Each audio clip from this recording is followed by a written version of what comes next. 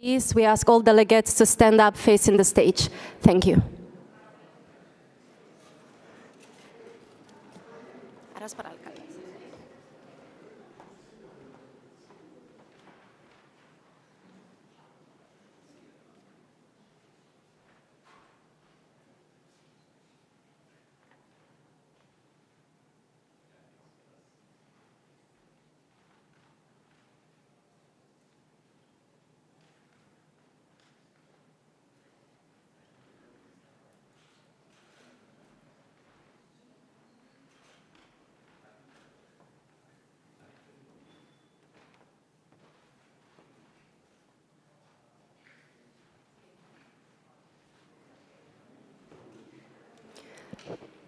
Thank you. You can take your seats now.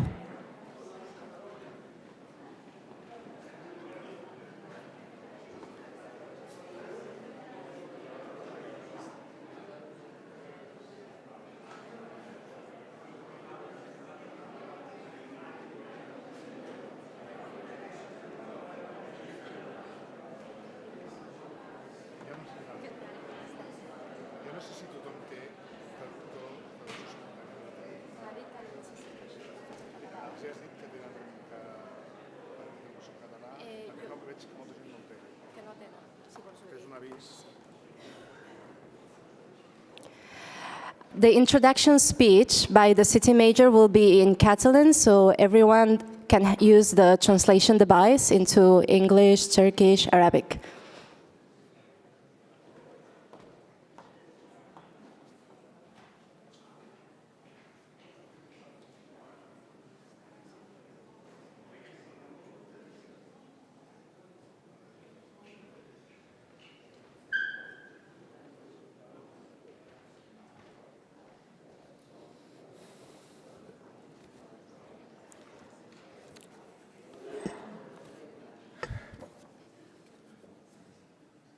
Good evening.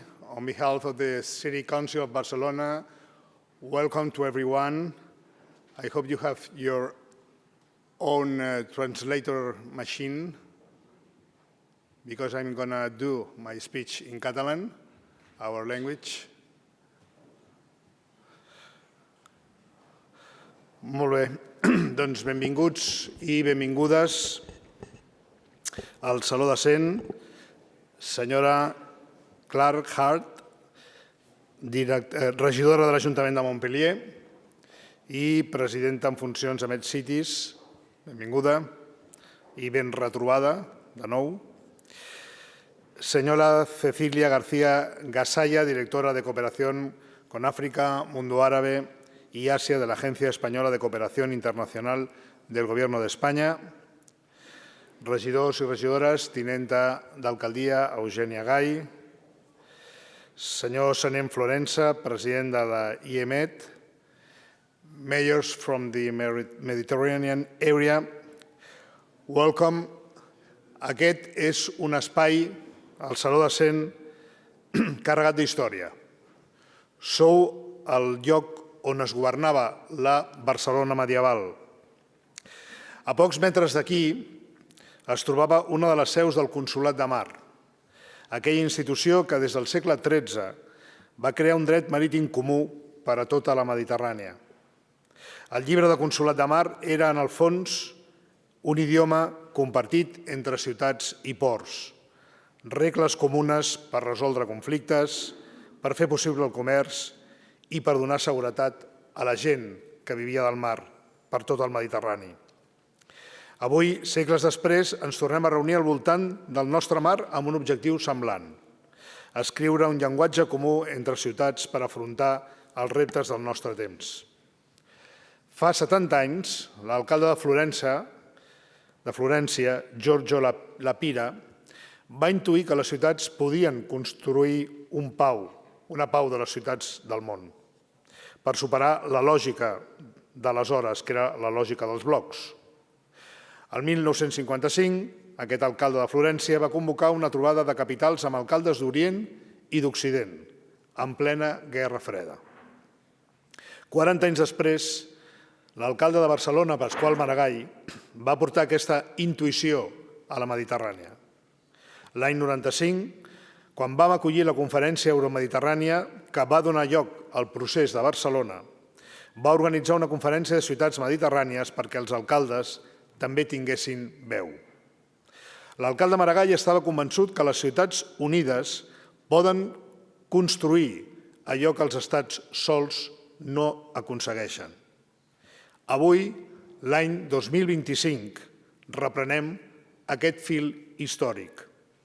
I ho fem celebrant el 30è aniversari del procés de Barcelona, el 10è Fòrum Regional de la Unió per la Mediterrània. Ho fem celebrant per primera vegada aquesta conferència de ciutats mediterrànies integrada en el programa oficial del Fòrum. No és un detall protocolari, és tot un canvi de paradigma.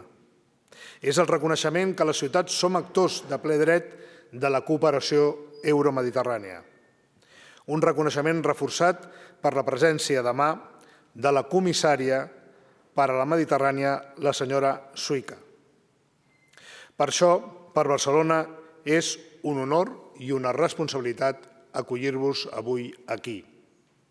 Alcaldes i alcaldesses, representants municipals, xarxes de ciutats, societat civil, món acadèmic, benvinguts i benvingudes a casa vostra. Els alcaldes compartim un llenguatge comú, el llenguatge de la vida quotidiana de la gent, el del transport públic, que ha de ser de qualitat i ha d'arribar a l'hora, el de l'espai públic, que ha de ser segur, ha de ser amable i ha de ser inclusiu, el de l'habitatge, que ha de ser digne i assequible per tothom, el de l'aigua, que no es pot malbaratar en una regió que viu una sequera estructural. Aquest llenguatge comú, aquest esperanto dels alcaldes, aquesta llengua utòpica que intenta sintetitzar totes les llengües del món, és el que fa que un alcalde de Betlem, un alcalde de Sarajevo, una regidora de Tunis o un regidor de Barcelona s'entenguin de seguida quan parlen de carrers, de mercats, d'escoles o d'economia local. Avui, quan el multilateralisme dels estats flaqueja, aquest llenguatge de proximitat és més necessari que mai. La nostra regió, amics i amigues, viu una situació molt delicada. Les guerres i les tensions ens recorden que la pau costa de conquerir i encara costa més de mantenir. Les ciutats som les que patim els bombardejos, som les que patim la destrucció d'hospitals, som les que patim el desplaçament de les poblacions. I és a les ciutats on haurem d'estar al centre de la reconstrucció del futur. I al mateix temps, les desigualtats s'han aprofundit. El Banc Mundial ens diu que la regió d'Orient Mitjà i nord d'Àfrica és l'única del món on la taxa de pobresa ha augmentat a la darrera dècada. I tot això passa en la segona regió del món més afectada per la crisi climàtica. La Mediterrània s'escalfa gairebé el doble que la mitjana global. Davant d'aquest escenari, la pregunta és què podem fer les ciutats unides, que no pot fer cadascú per la seva banda. I aquesta és la raó de ser d'aquesta conferència, Barcelona més 30, empoderar l'acció local per a la transformació regional. Al llarg d'aquesta jornada debatrem i presentarem una declaració que fixa 6 grans àmbits d'actuació compartida i que us resumiré amb els seus enunciats, amb la mirada d'una ciutat amfitriona, Barcelona, que vol sobretot escoltar i treballar al costat de les seves ciutats germanes. Primer, reforçant la governança multinivell. Necessitem que els estats, les regions i la Unió per la Mediterrània reconeguin el paper de les ciutats, que ens dotin de competències clares i de recursos estables. Segon, avançar en resiliència climàtica i desenvolupament urbà sostenible. Tercer, impulsar el desenvolupament econòmic local i el treball digne. Quart, millorar la prestació de serveis públics i la qualitat de la democràcia local. Cinquè, assegurar el seguiment i la rendició de comptes dels compromisos que adoptarem. I en darrer terme, sisè, promoure la diplomàcia de ciutats per una Mediterrània en pau. Això vol dir convertir la cooperació entre ciutats en un instrument de diàleg i de reconeixement mutu. Barcelona ja ho està fent amb el districte 11 ciutats de Palestina, un model pioner que volem que s'estengui. Acabo. Les ciutats no tenim exèrcits, les ciutats no tenim diplomàcies clàssiques, però tenim una altra gran cosa, la capacitat de parlar-nos, de dialogar amb franquesa, de compartir experiències, fracassos, èxits, de construir projectes comuns que canvien la vida quotidiana de la gent. Aquest és el nostre exèrcit, aquesta és la nostra diplomàcia. I Barcelona vol estar a l'altura d'aquesta tradició. Vol ser una ciutat que aprèn i que continua compartint. Una ciutat que sap que el Mediterrani no és una frontera, sinó una plaça pública compartida que entre tots hem de cuidar. Una ciutat, Barcelona, que entén les decisions que prenguem avui tindran impacte en els barris de Beirut, en els carrers de Tetuan, en els ports de Marsella o d'Alexandria o en els barris de la pròpia Barcelona. Gràcies per ser aquí, per haver vingut de tantes ciutats i de tants països tan diferents, però alhora tan propers com és aquest mar que ens uneix a tots i a totes.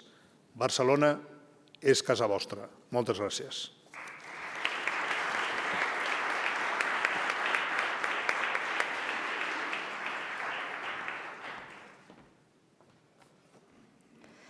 Buona tarda. Assalamu alaikum, masa al-nur wa marhaban bikum. Welcome to this conference of Mediterranean cities, Barcelona Plus 30, empowering local action for regional transformation. This conference aims to be a platform to share experiences, align priorities, and advocate for a stronger role for cities in Euro-Mediterranean cooperation. Next, we give the floor to Ms. Claire Hart, Acting President of MedCities and Vice President for International Relations of Montpellier Métropole Méditerranée. A strong round of applause, please.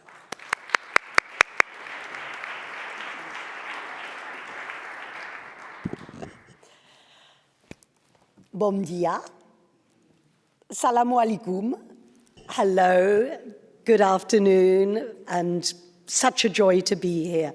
Dear Mayor, I would love to speak in Catalan. I'm very sorry, it's going to be in English, but maybe next time I will start some lessons going. Excellencies, dear friends, members of MedCities, observers of MedCities, all of the other networks as well who are represented, it's an absolute joy to be here with you this afternoon. This is a big moment for us. We've been working for the last 2 days in our board of directors with all of our participants today in our General Assembly. It's been groundbreaking, historical. We've never brought together, ever before, so many Mediterranean cities as we have done this time. And I think it might have something to do, dear Mayor, with the magic of Barcelona. And I cannot start without saying a word about this room that we've been working in for the last 2 days. I think it's added to the magic, the historical aspect of this room, all the things that have gone before us. It situates us in history, in time, but also allows us to project into the future, which is our goal here today. Barcelona is a city which has always been one step ahead, especially on the subject of the Mediterranean. It's a deeply Mediterranean city. All of us are, but Barcelona has always taken a lead in this respect. And the institutions of Barcelona have been heading this struggle, if you like, to bring together the cities of the Mediterranean basin, well upstream. And I'm thinking as well about the 50th anniversary of the Barcelona Convention, which was again a groundbreaking moment in the history of our region. But we are here to celebrate the 30th anniversary of the Barcelona Process. Think back 30 years. The world was not the same world as the world today. It was a very different world. And it was before the COVID crisis and before so many of the different impacting events that have taken place since. We talked about climate change 30 years ago, but not in the same terms. And we most definitely didn't have the same scientific proof of climate change that we do today. And we didn't know at that time that our region, our beloved Mediterranean region, and our beloved sea, the Mare Nostrum, would be hit in the same way that it is today. We knew that it would be difficult, maybe in the future, but not to this extent. So 30 years ago, Mediterranean cities came together with Barcelona to create a pact, a sealing pact, a way of building together for the future. And the mayor said it very clearly. The goal of all of this is peace. It's peace in our region, and more widely, of course, peace in the world, peace on earth.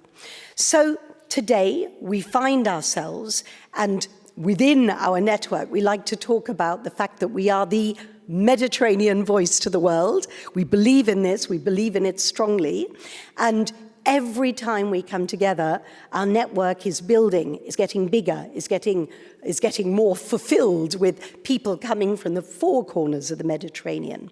We have just integrated 10 new members, and we're very proud of that. We are now 91 members, to be precise, and building, and growing, and extending. I've already had 2 other people who've said they would like to join us. So this is a strong sign and signal to the rest of the world that the Mediterranean knows how to come together, despite the difficulties that we're up against. So we know we are living in a world of polycrises, and the polycrises intersect and interact with each other. We're talking about climate change.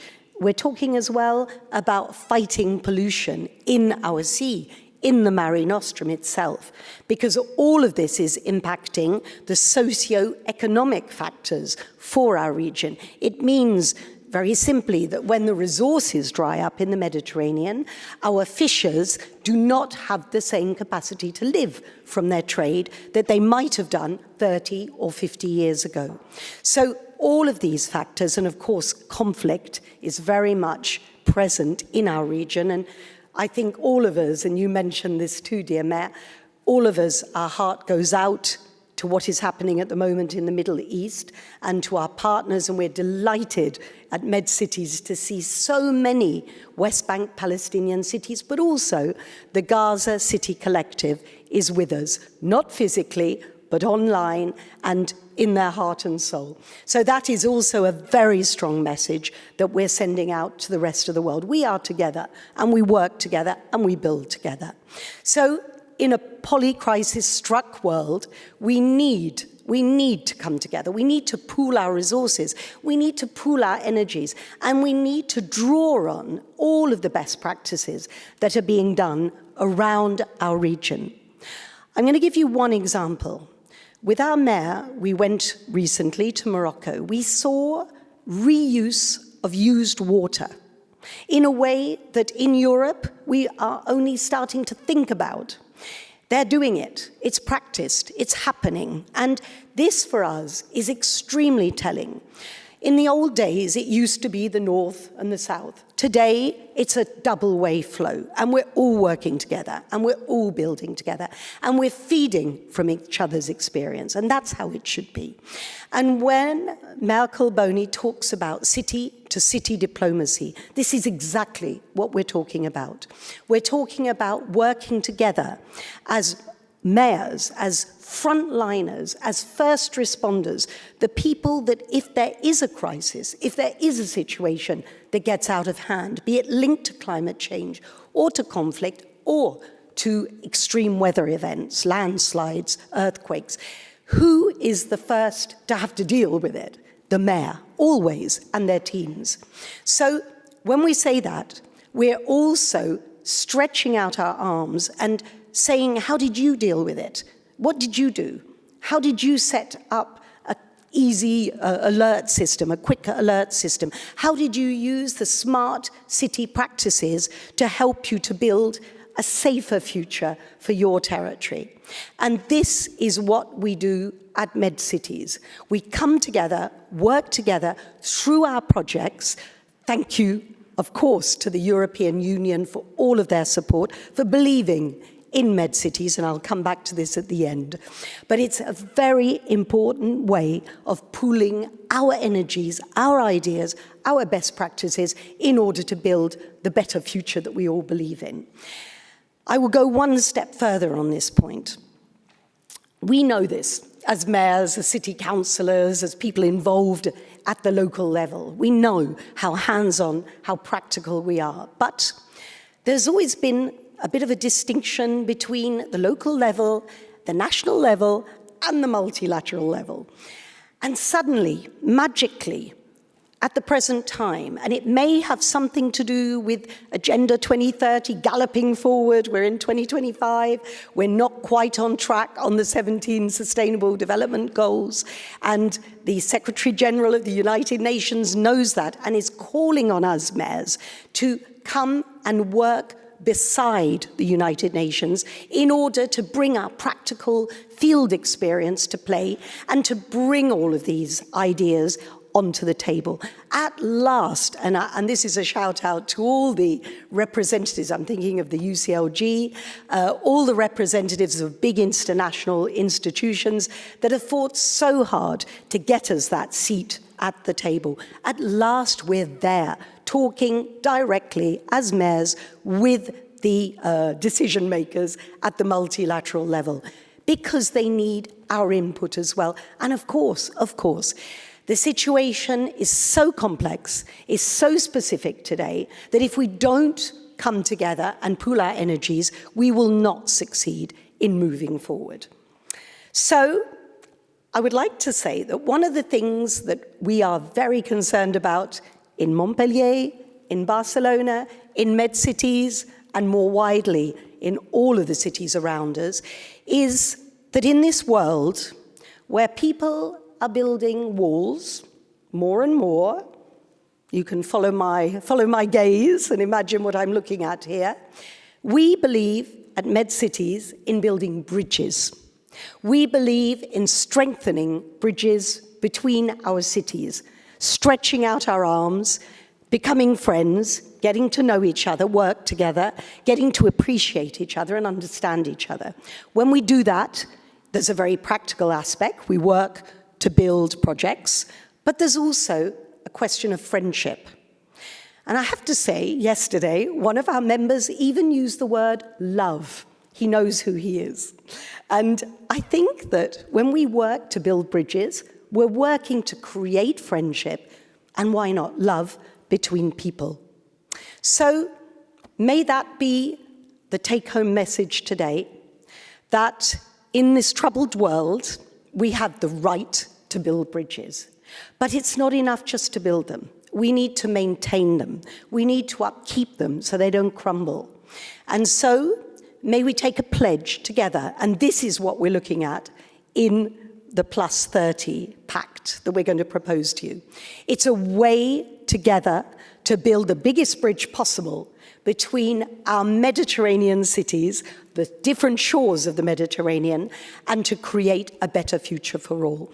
And I said I'd come back to Europe, and I would just like to say that the commissioner, our new Mediterranean commissioner, who is a former mayor, the mayor of Dubrovnik, very interesting status that everybody can relate to, is convinced about this. And the European Commission today and all of the members are saying very clearly and very loudly that without prosperity in our region, in the Mediterranean region, there can be no prosperity for Europe. We are so intrinsically linked.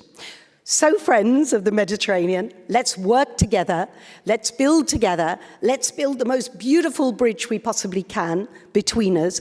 Let us build these friendships that we require and make us together build a bigger, better, cleaner, greener, safer, and more friendly future and peaceful future for our Mediterranean basin. You can count on MedCities for this. Thank you so much. Thank you.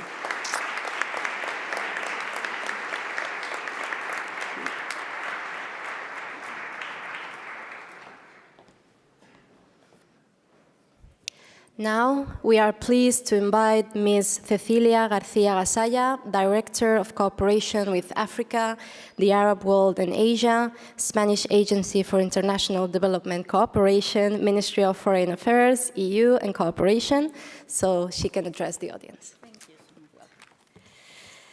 Thank you.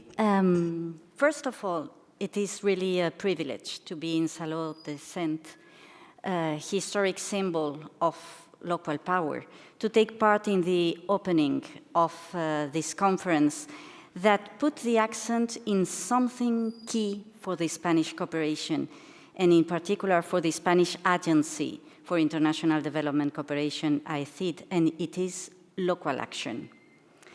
And I would like to congratulate in particular our partners, MedCities and IEMED, for having been able to articulate this fundamental dialogue.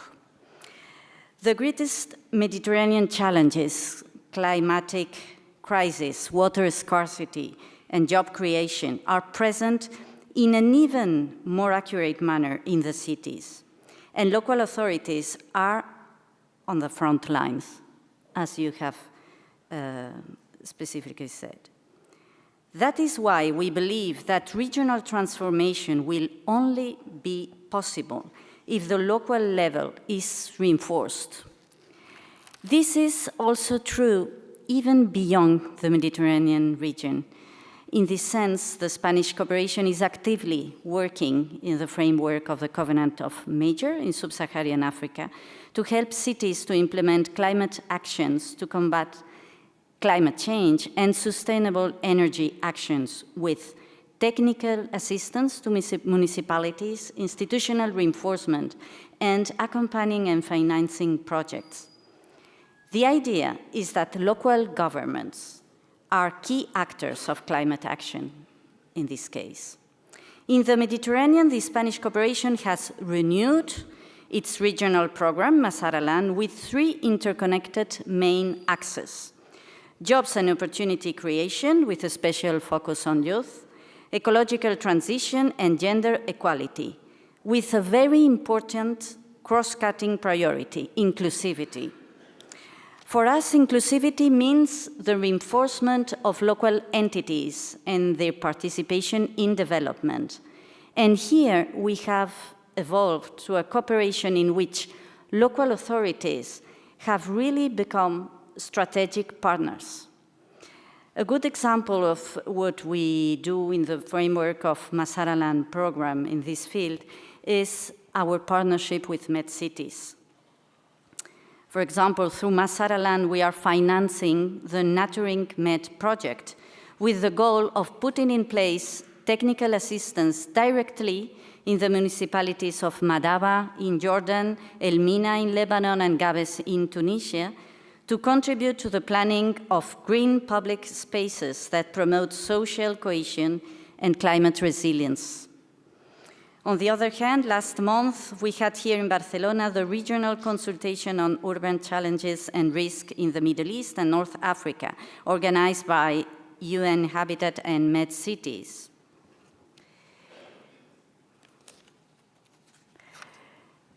Our common objective in connection with the Barcelona Academy for Mediterranean Municipality is to contribute to more inclusive, safe, and resilient cities, reinforcing the foundation of a regional network of resilient cities in the Mediterranean and the Middle East as a permanent platform that facilitates the exchange of concrete solutions among cities.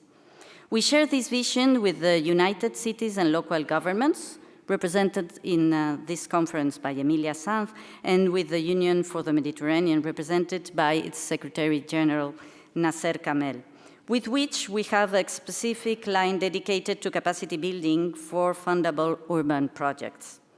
Looking to the future, I would say near future, we continue to forge multi-level new alliances We are, for example, currently working with the Catalan Agency for Development Cooperation in the conception of the new MED 2030 project, in order to work together with regional authorities, such as the Tanger Tetuan Alucemas Regional Council and the East Council in Morocco, and the Union of Municipalities in Lebanon.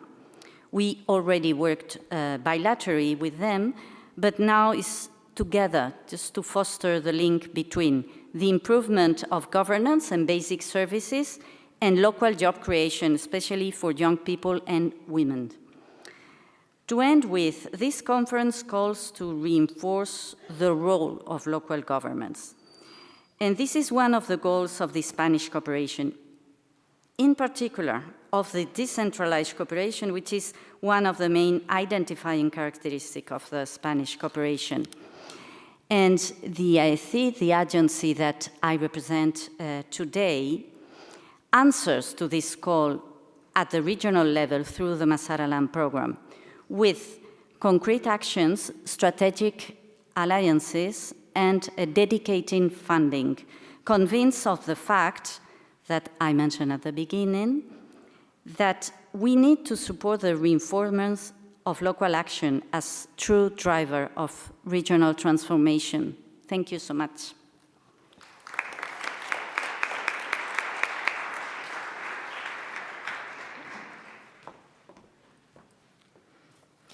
We will now continue via video conference with the keynote address by Her Royal Highness Rim Ali, President of the Annalene Foundation.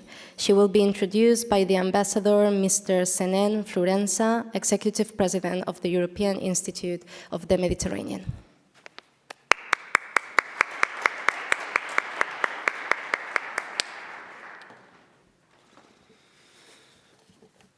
Bé, senyor alcalde, senyora tinenta d'alcalde, regidors, presidenta de MedCities.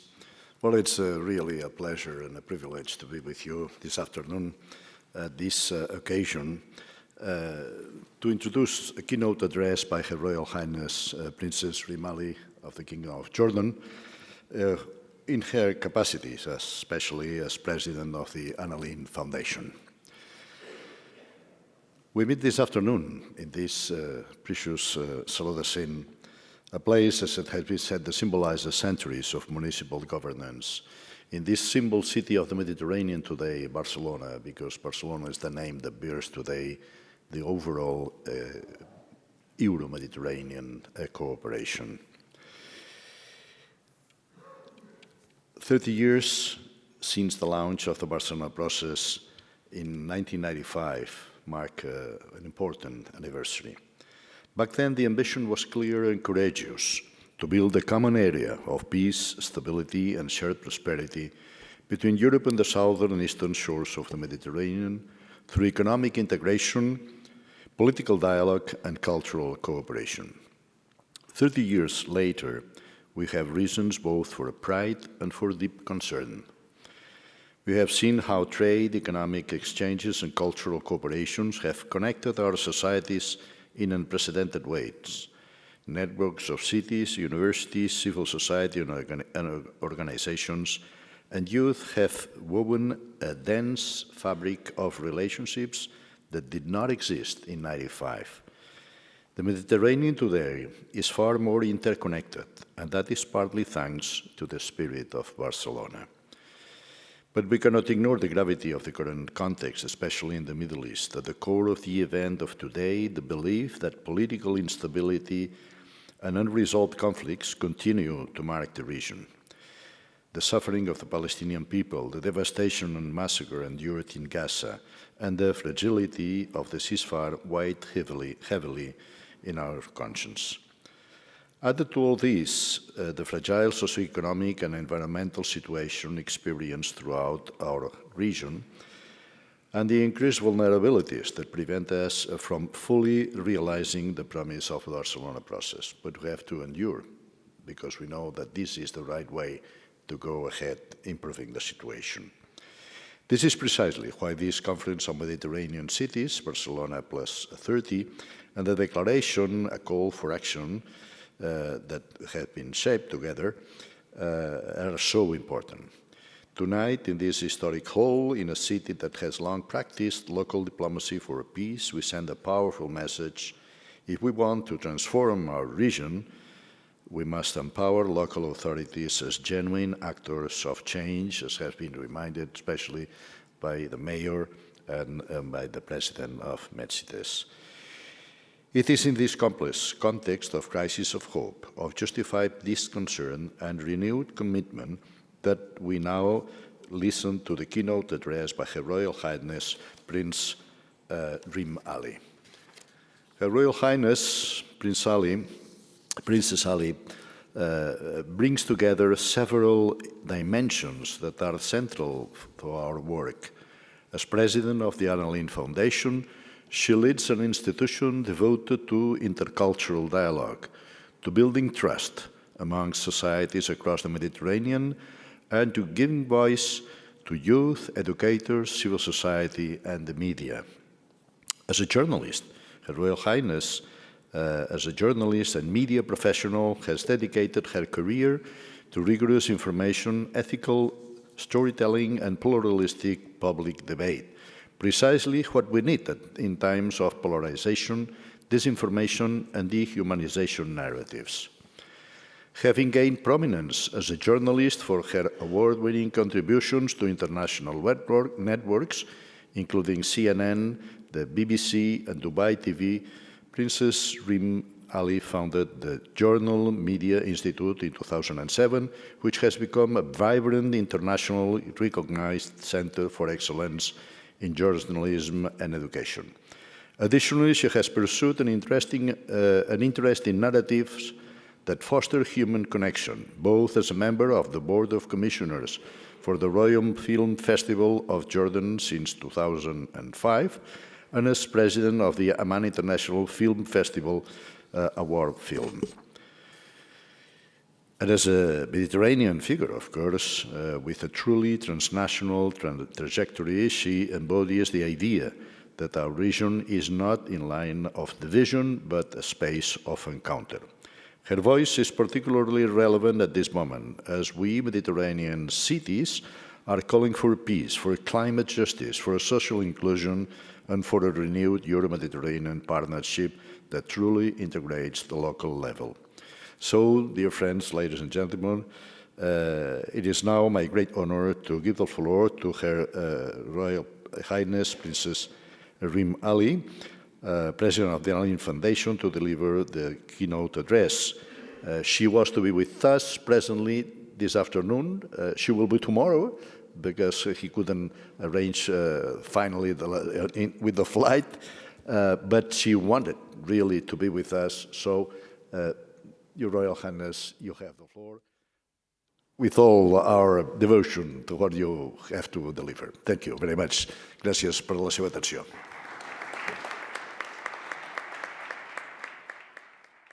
Thank you, Ambassador. Thank you very much.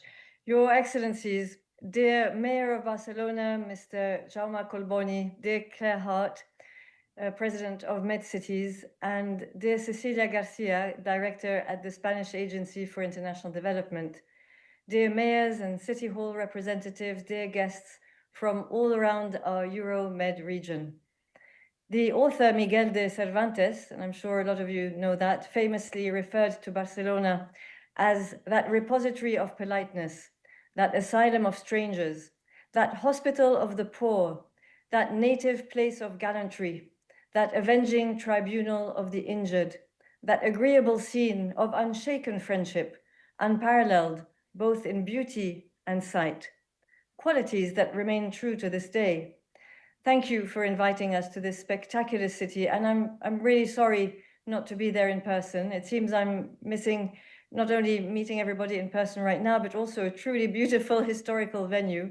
I look forward to meeting everybody and marking together the 30th anniversary of the Barcelona Process when I arrive, inshallah, tomorrow.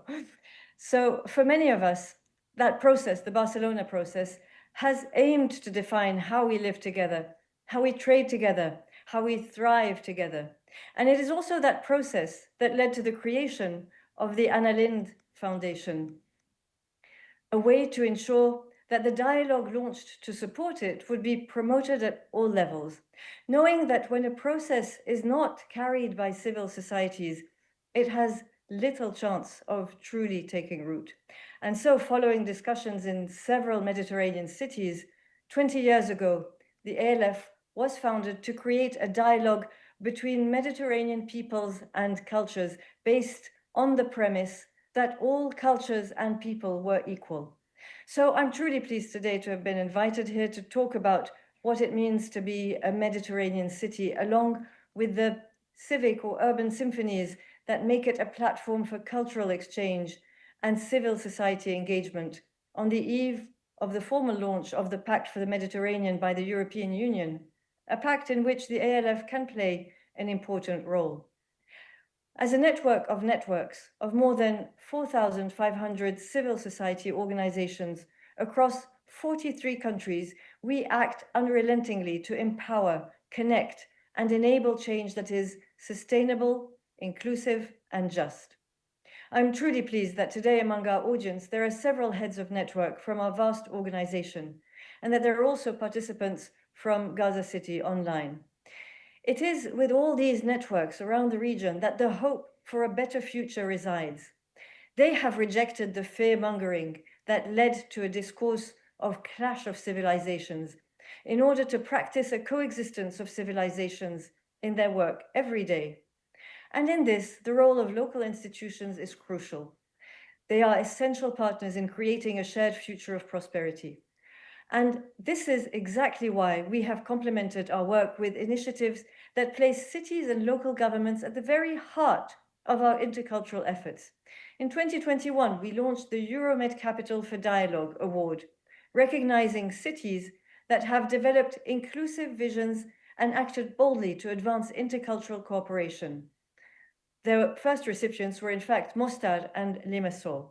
These are more than accolades, because such recognition signals to the entire region that the future of dialogue lies in municipal leadership. We then went on to co-launch with the Union for the Mediterranean, the Mediterranean Capitals of Culture and Dialogue Initiative, a year-long city partnership program.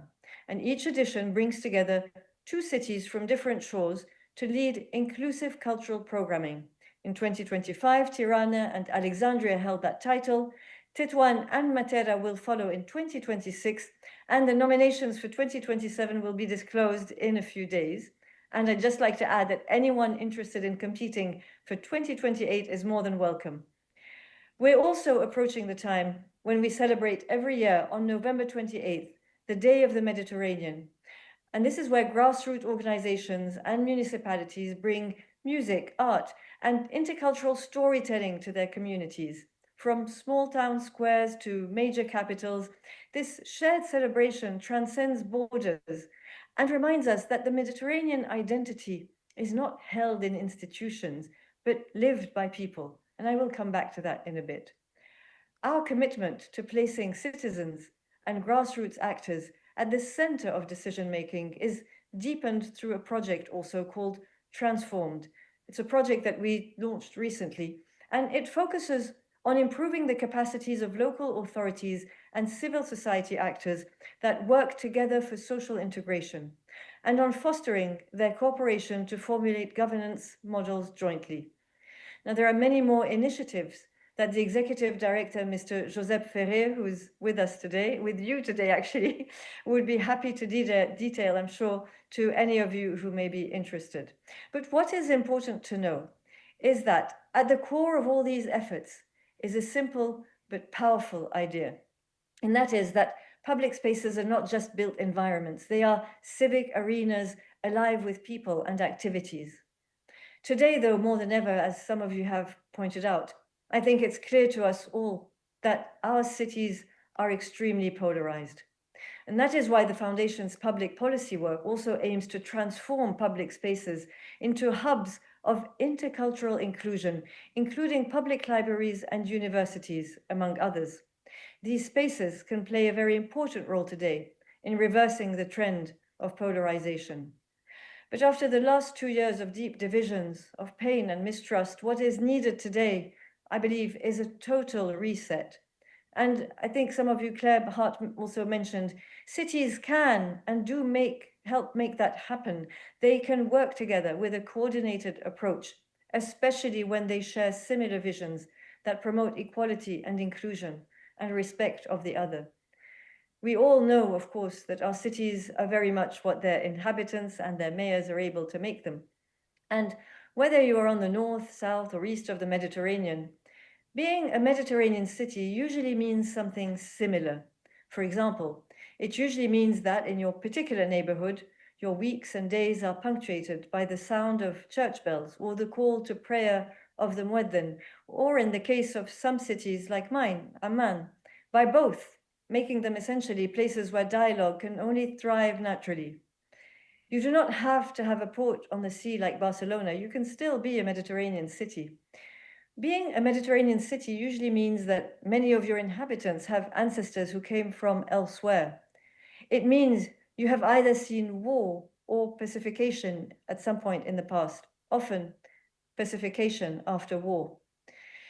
Being a Mediterranean city means that if you dig anywhere to build a new road, a new house, you often stumble on ruins of past civilizations, layers and layers of it, from the Neolithic and Iron and Bronze Ages, to Romans, Byzantines, to Muslims, to Crusaders, and you've to contend with constructions built by Ottoman and then European empires. All of those, they have all shaped the way our cities look. As a citizen of a Mediterranean city, it isn't abnormal to go to work in a very modern building and pass by an old Byzantine or Ottoman mansion or bridge and spend an evening at a jazz concert in a Roman amphitheater. It is perfectly normal to worship in a church that began as a cave, or a cathedral that was once a mosque, or a mosque that was once a basilica, or to have a picnic in the garden of what was once the house of a Greco-Roman governor. It is also about how that past defines our present. Today, a Mediterranean city often welcomes people fleeing war and poverty, or seeking different life opportunities. It might offer them homes, jobs, a sense of belonging, the right to exist on equal footing side by side. Each brings something to enrich the host cities, becoming the bridges between north and south, east and west. They remind us that, in fact, we share a similar DNA, which is that of our Mediterranean cities. There is one exception, though, and I feel I have to mention it now, because it affects all of us everywhere. And that exception today is Gaza. And thank you to the two mayors who mentioned that. Gaza City, which today has become synonymous of death, starvation, misery, and dehumanization. Gaza City once had all the elements of a Mediterranean city with all that I have described above. In its golden age during the Mamluks, it was the capital of a large province, much like Barcelona is today. Napoleon had a complicated relationship with Marseille, but he embraced Gaza, referring to it as the outpost of Africa, the door to Asia. Like Naples, it had Greek influence, which gave it the nickname the Athens of Asia. Like Tangiers, Gaza City was once known as the exporter of oranges, and hosting in times past a large port like Algiers, it was referred to as Gaza of the Sea. A port since Nabatean times, it also once rivaled Alexandria as a significant cultural and historical reference point, the prized city known by ancient Egyptians as Land of Peselet, which later evolved into Palestine. It could have been a space of inclusion by excellence, if it were not that this very Mediterranean of all cities has been destroyed to the ground, its libraries, testimonies of rich history, its places for picnics, its spaces for dialogue and worship, for civic symphony and cultural exchange, flattened not once or twice, but several times in the last 2 years.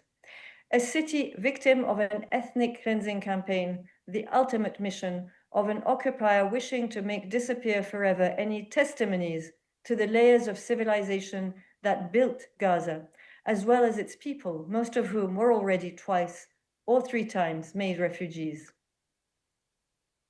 An occupying power that, in so doing, digs trenches and walls between north and south, east and west, disguising its own horrendous acts as acts of civilization and presenting itself as a rampart to protect the Western world from what they claim would otherwise be the epicenter of barbarism. The Mediterranean city of Gaza, what it has suffered, what it continues to endure, is the victim and epicenter of both genocide and indifference.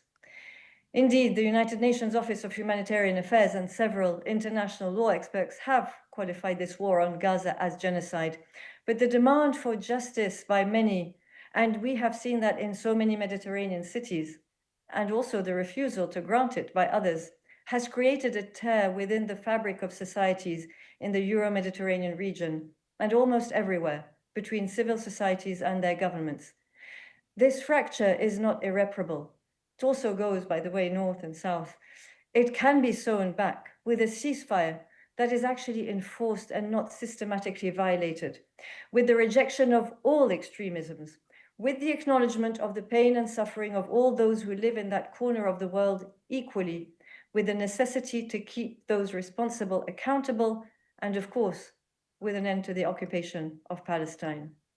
Some of you have called on building bridges and friendships and to maintain them. Dialogue in our cities is not a luxury, it is a necessity. Because, yes, our destinies are all tied together, and only dialogue can help mend that tear and bring our societies closer, allowing them to look for common solutions.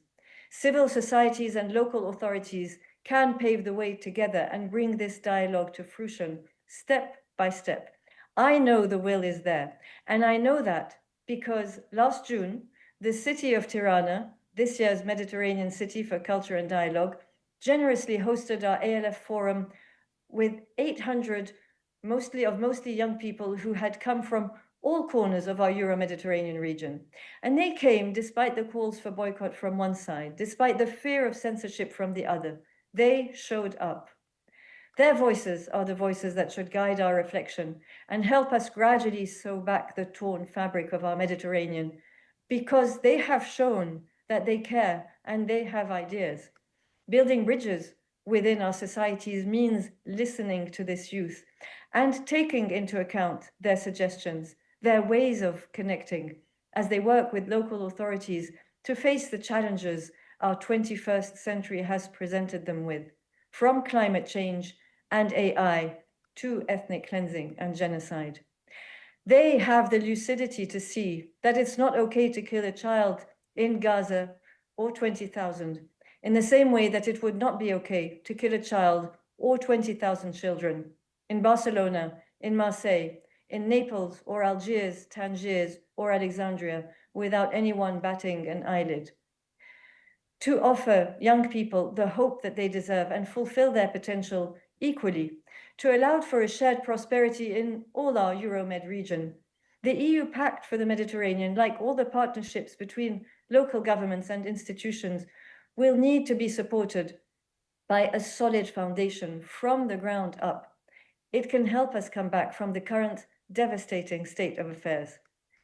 Our civil society organizations can and must play that foundational role, but in turn, they also need the support, financial and moral, that we know can be provided by many cities in the Mediterranean, as well as many governments. At the Anna Lindh Foundation, of course, we stand ready to work with all our members. And by ensuring that intercultural dialogue takes the central place it deserves, the pact will thrive, because that dialogue is the only guarantee for shared prosperity and security in our cities. Distinguished mayors, city managers, and practitioners, you already have the tools. You already have the mandate. Let Barcelona Plus 30 be more than a milestone. Let it be the launchpad for a truly resilient, inclusive, connected, and just Mediterranean future. Let us work together as partners to empower local action so that regional transformation becomes a lived reality, not just an aspiration. And let our cities lead the way, not because they must, but because they can. Thank you.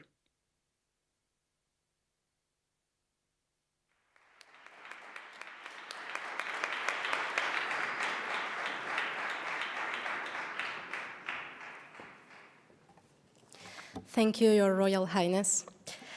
We will now move on to the first panel discussion of this evening, Cities as Players for Peace in the Mediterranean. This panel will be moderated by Mr. Luca Gervasoni, founder and director of the Novak Institute, and it will feature the participation of Ms. Maria Eugenia Gai, second deputy mayor in charge of international relations of Barcelona City Council. Mr. Maher Kanawati, mayor of Bethlehem. Ms. Jasmine Ademovic, councillor and chairperson of the Commission for International Cooperation, Sarajevo. And Ms. Alba Barnuzey Ortuño, Mayor of Granollers, Vice President of Majors for Peace, and President of the Social Sustainability Life Cycle and Community Area of the Barcelona Provincial Council.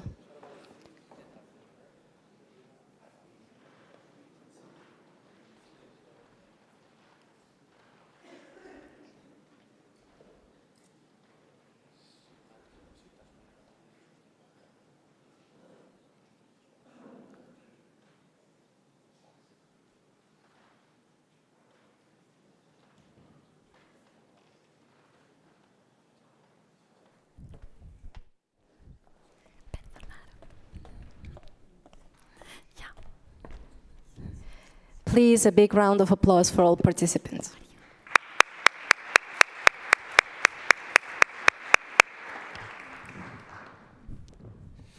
Well, benvingudes, benvinguts, welcome, ahlan wa sahlan. We are going to start now the panel session, Cities as Players for Peace in the Mediterranean. As you see, it will be a debate between four, let me say, very symbolic and highly important representatives of city councils in the Mediterranean that will discuss on how at city level we can promote peace inside the cities and from city to city cooperation. Let me say, and it has been said previously by the mayor and by almost all the speakers who spoke before, that the situation in the Mediterranean is extremely difficult. We have been experiencing a genocide. We will have also the mayor to share this experience. But let me say also that not only is difficult the situation in the Mediterranean, but I think it's also relevant to share that what does it mean to contribute to peace is also evolving, and let's say it's also somehow in crisis, no? How from institutions, from civil society, we can contribute to peace, especially after Gaza, let me say, it's really difficult, and there is a very strong debate. And from this perspective, I think that having this debate based on two certainties, I think that at least we should accept that there are two ideas that I'm sure that we all share. That is that in this specific moment of history where we are, investing on peace should be a priority. We need to reinforce our capacities to strengthen social cohesion, to confront climate crisis and emergency, etc. And the second one, even if what does it mean to contribute for peace is evolving, we all know that municipalities and city councils should play a central role on this for many reasons, but there is no debate, at least on these two ideas. And to discuss on these ideas, to share some good examples that you have all been experiencing during the last years, and even to make recommendations to the future and to the Assembly, we have today these four representatives. I will start introducing them. We have Maria Eugenia Gai, who is the Deputy Mayor of the city of Barcelona. She has been also the Dean of the Catalan Lawyer's Office. She is also the 6th Vice President and Deputy Delegate for International Relations and Agenda 2030 of the Barcelona Provincial Council. Thank you so much for being with us. We have also Mr. Maher Kanawati, Mayor of Bethlehem, and he has dedicated his entire life to promote public service and community development and enhancing Bethlehem position as a global spiritual and cultural destination. Thank you so much, especially to you for being here with us today. We have also Jasmine Ademovic, Conciliar and Chairperson of the Commission for International Cooperation of Sarajevo. Thank you so much for being with us. Thank you. And we have Alba Barnusei Ortuño, Mayor of Granollers, representative of Mayors for Peace, and President of the Social Sustainability, Life Cycle and Community Area of the Barcelona Provincial Council. We will have together 55 minutes for debate. I will make questions to all of you, and you are please asked to try to don't take more than 4 minutes per answer, okay? And the idea, please, is to try as much as we can to have a natural conversation that I'm sure that they will enjoy this more than having a very formal debate, okay? Then I will start with you, okay? And my question is, okay, Barcelona had, I think, a very relevant experience establishing 30 years ago the District 11 with Sarajevo City. Many of the people, at least of my age, discovered what international solidarity was supporting the situation in Sarajevo. And recently, the mayor and, of course, the deputy mayor announced that District 11 will be back to the game, let's say, at institutional level with Palestinian cities, including Bethlehem Municipality. I would love to know what have you learned from this experience as Barcelona Municipality, how cities, based on these experiences, can contribute to peace in the Mediterranean. Great, thank you, Luke, and it's an honor to be here with all of you today, celebrating this great meeting and well organized for all the institutions that are involved with this important goal. The Mediterranean process, initiated in 1995, laid the foundations for a partnership for peace and regional stability. Since then, cities have proven to be powerful agents of change. And the mayor and Claire said it, no, we are really a powerful agents of change, implementing sustainable practices, fostering dialogue, and translating major European strategies into concrete projects that benefit citizens. Decentralized cooperation has been the key at that moment. Without the leadership of local authorities, international policies lose effectiveness on the ground. So local governments are the essential link between strategy and action, strengthening the region's ties and serving as a bridge for peace and solidarity. In this sense, our experience has been really important because Barcelona's international action is grounded in a human rights-based approach, positioning the city as an active defender of the dignity and rights of people. And it's true that we had the experience with Sarajevo, helping the city to rebuild their roots, and their identity at that moment that was really complicated for them. And in that sense, Barcelona now views District 11 as a long-term platform capable of expanding the technical cooperation, not only with additional Palestinian cities, but also with other Mediterranean contexts requiring institutional support. The goal is to consolidate an ecosystem of collaboration able to activate networks, coordinate actors, and ensure continuity beyond political circles. So I think it's really important that these experiences help us to reinforce this project that we have with District 11.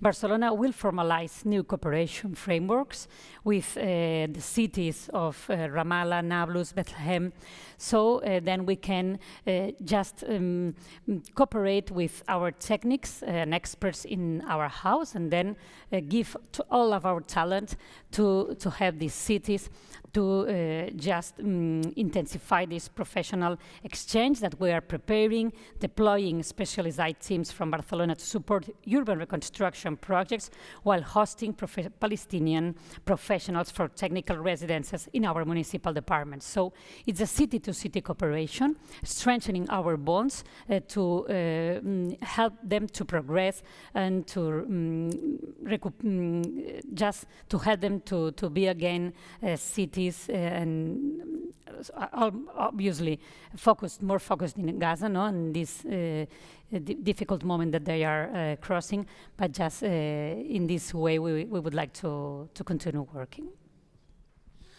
Thank you so much. We will move now to the mayor.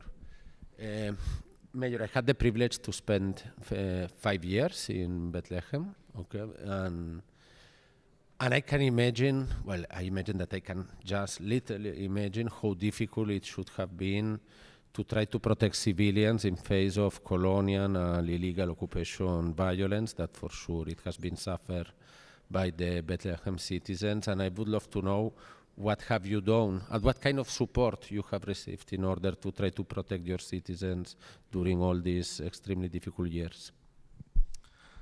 That's a very difficult question. You know, as Palestinians, we are powerless and helpless. And sometimes we feel we are crippled. We cannot do and help our people in many ways. The basic rights we do not have. The right to water, that's the basic, you know. Many areas in Bethlehem, they don't have water for 50, 60 days. And even though we want to buy our own water from the Israelis, they only sell 1/5 of the water that we need. Well, you know, first I would like to thank the city of Barcelona and all of the heartfelt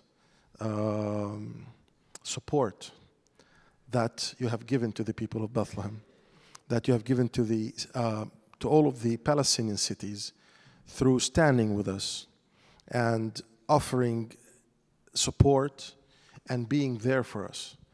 This is, I think, for now, for us Palestinians, the most important thing for us is to stay in our country. You know, ethnic cleansing, genocide has been happening since 1948.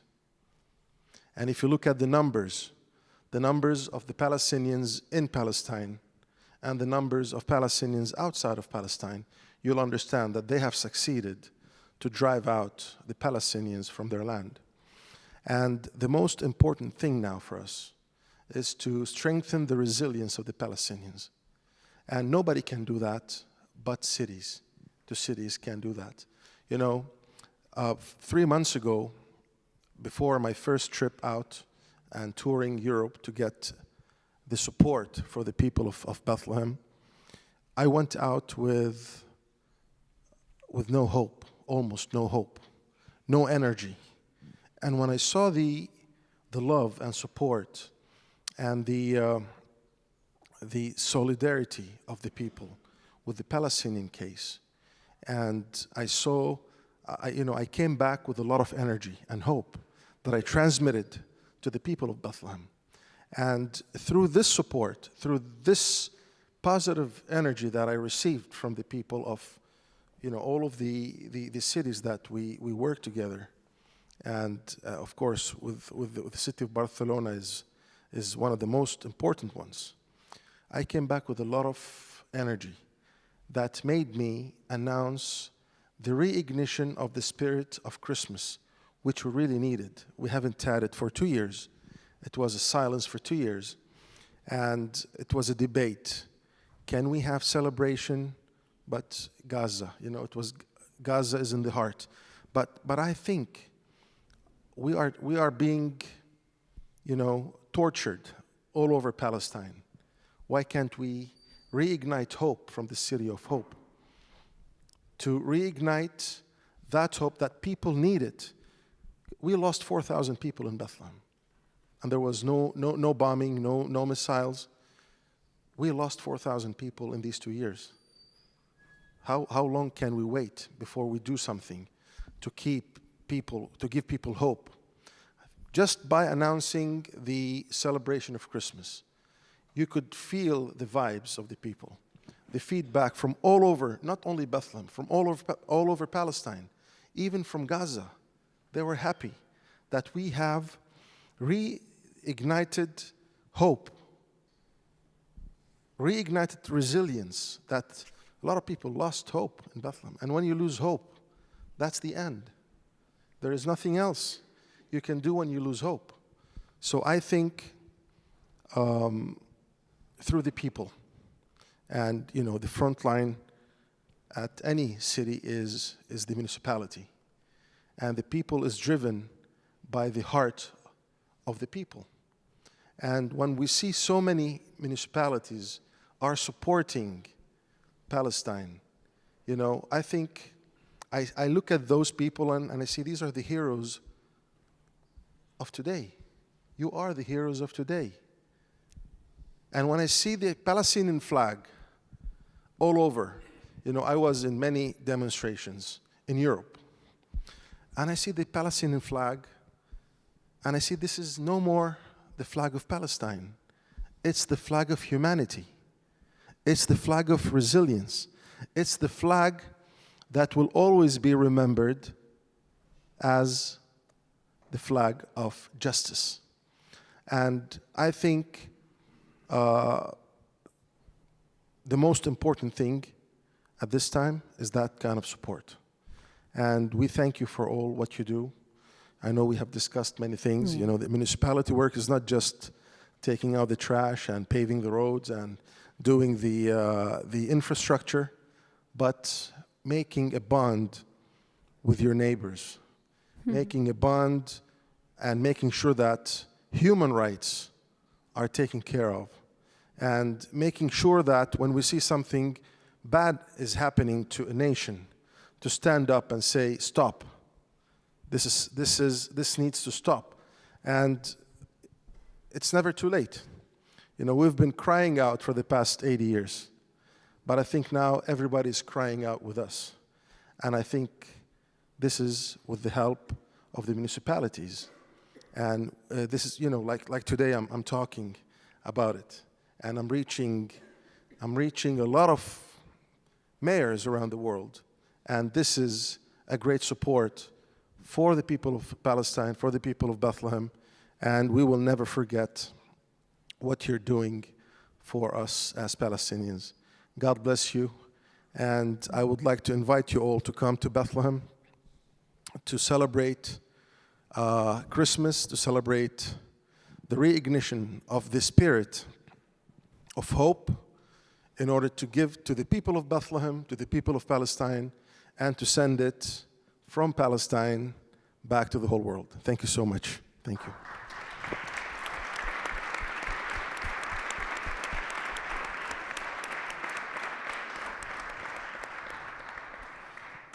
Just a week ago, we celebrated in Barcelona a football match between Catalonia and Palestine with more than 30,000 people, where the main message was to try to give hope to the children in Gaza and of all Palestine, and to try to send a message of support. So keep on doing this. This, maybe some people think it's nothing, but this is everything for us.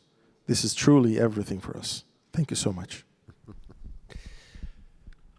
Now, Councillor, we move to the next question. We said that before. For many people, especially of my generation, Sarajevo means a lot. You know, it's international solidarity is it was the first time, at least for me, politically, to stand up, no, in face of violence and to confront injustice.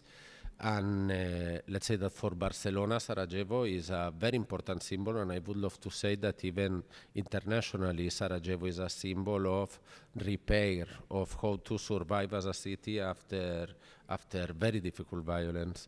I would love to know, I know that not everything is solved that easily, but I would love to know what has been your experience at this level on how to work as a city in face of violence and to work on social cohesion.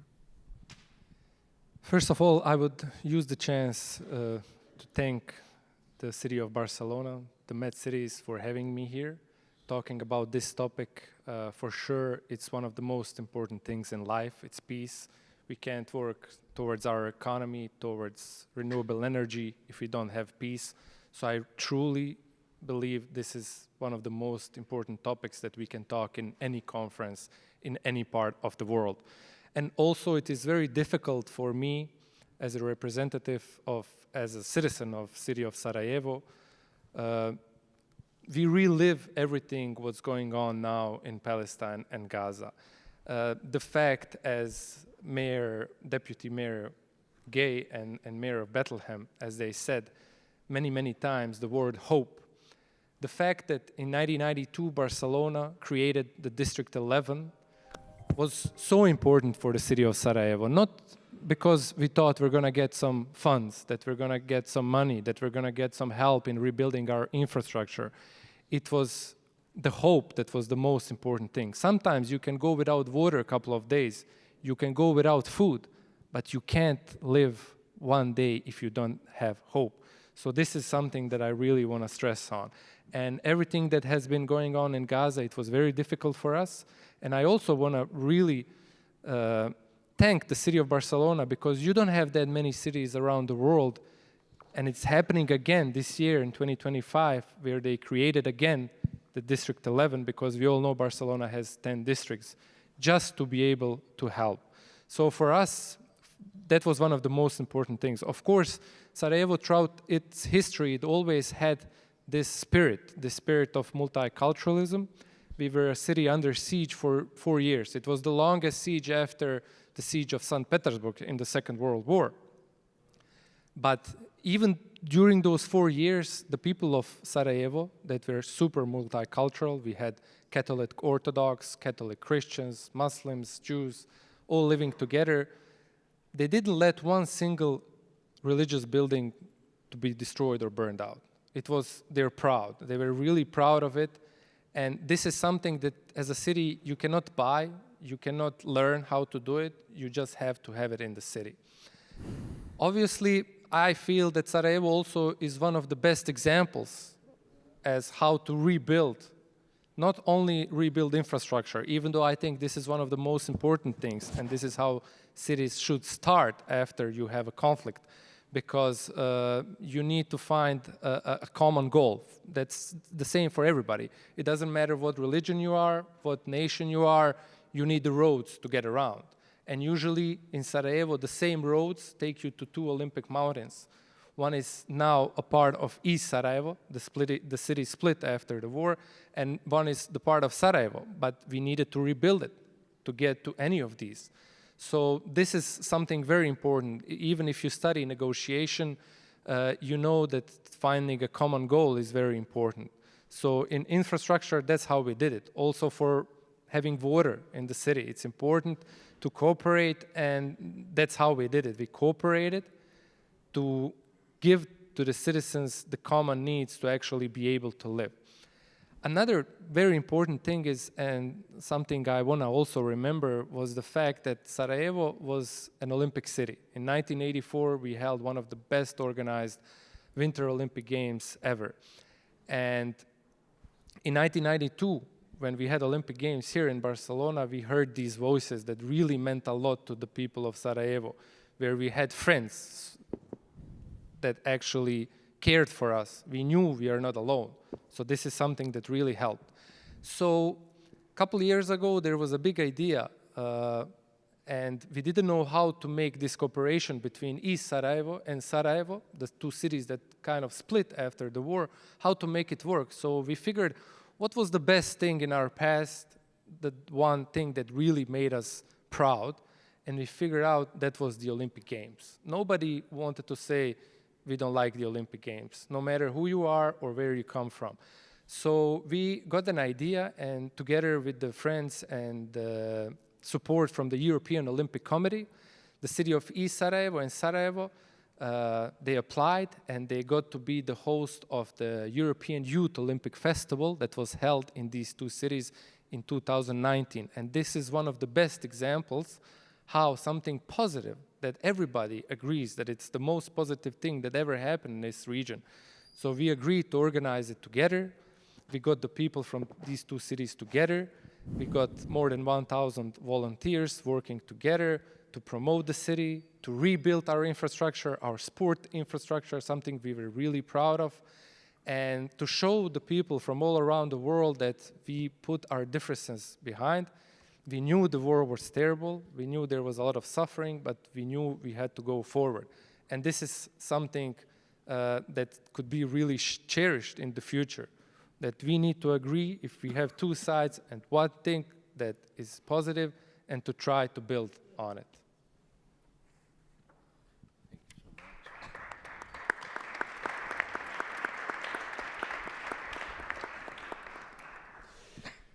We will move now to Mrs. Alba Barnusrey, Mayor of Granollers, representative of Mayors for Peace. Mayors for Peace is, at least for Barcelona people and Catalan people, is a very relevant initiative.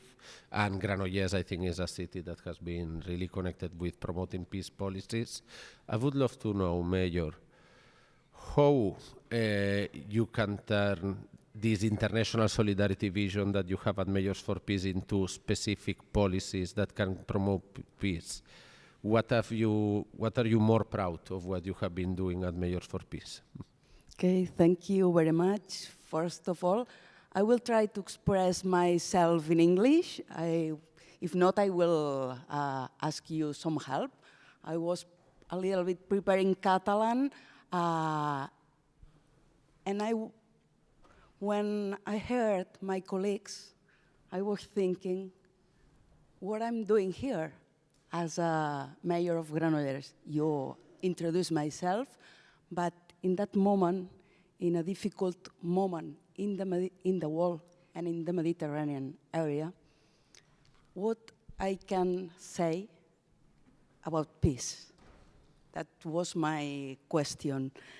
I will try to answer a little bit. First of all, thank you very much to Barcelona City Council and MedCities and IMED for organizing this session to discuss the role of municipalities and cities around building peace in the Mediterranean. And as the mayor told, I think municipalities and cities were the front role, front line to affront the global challenges. And also we are the front line to the citizens.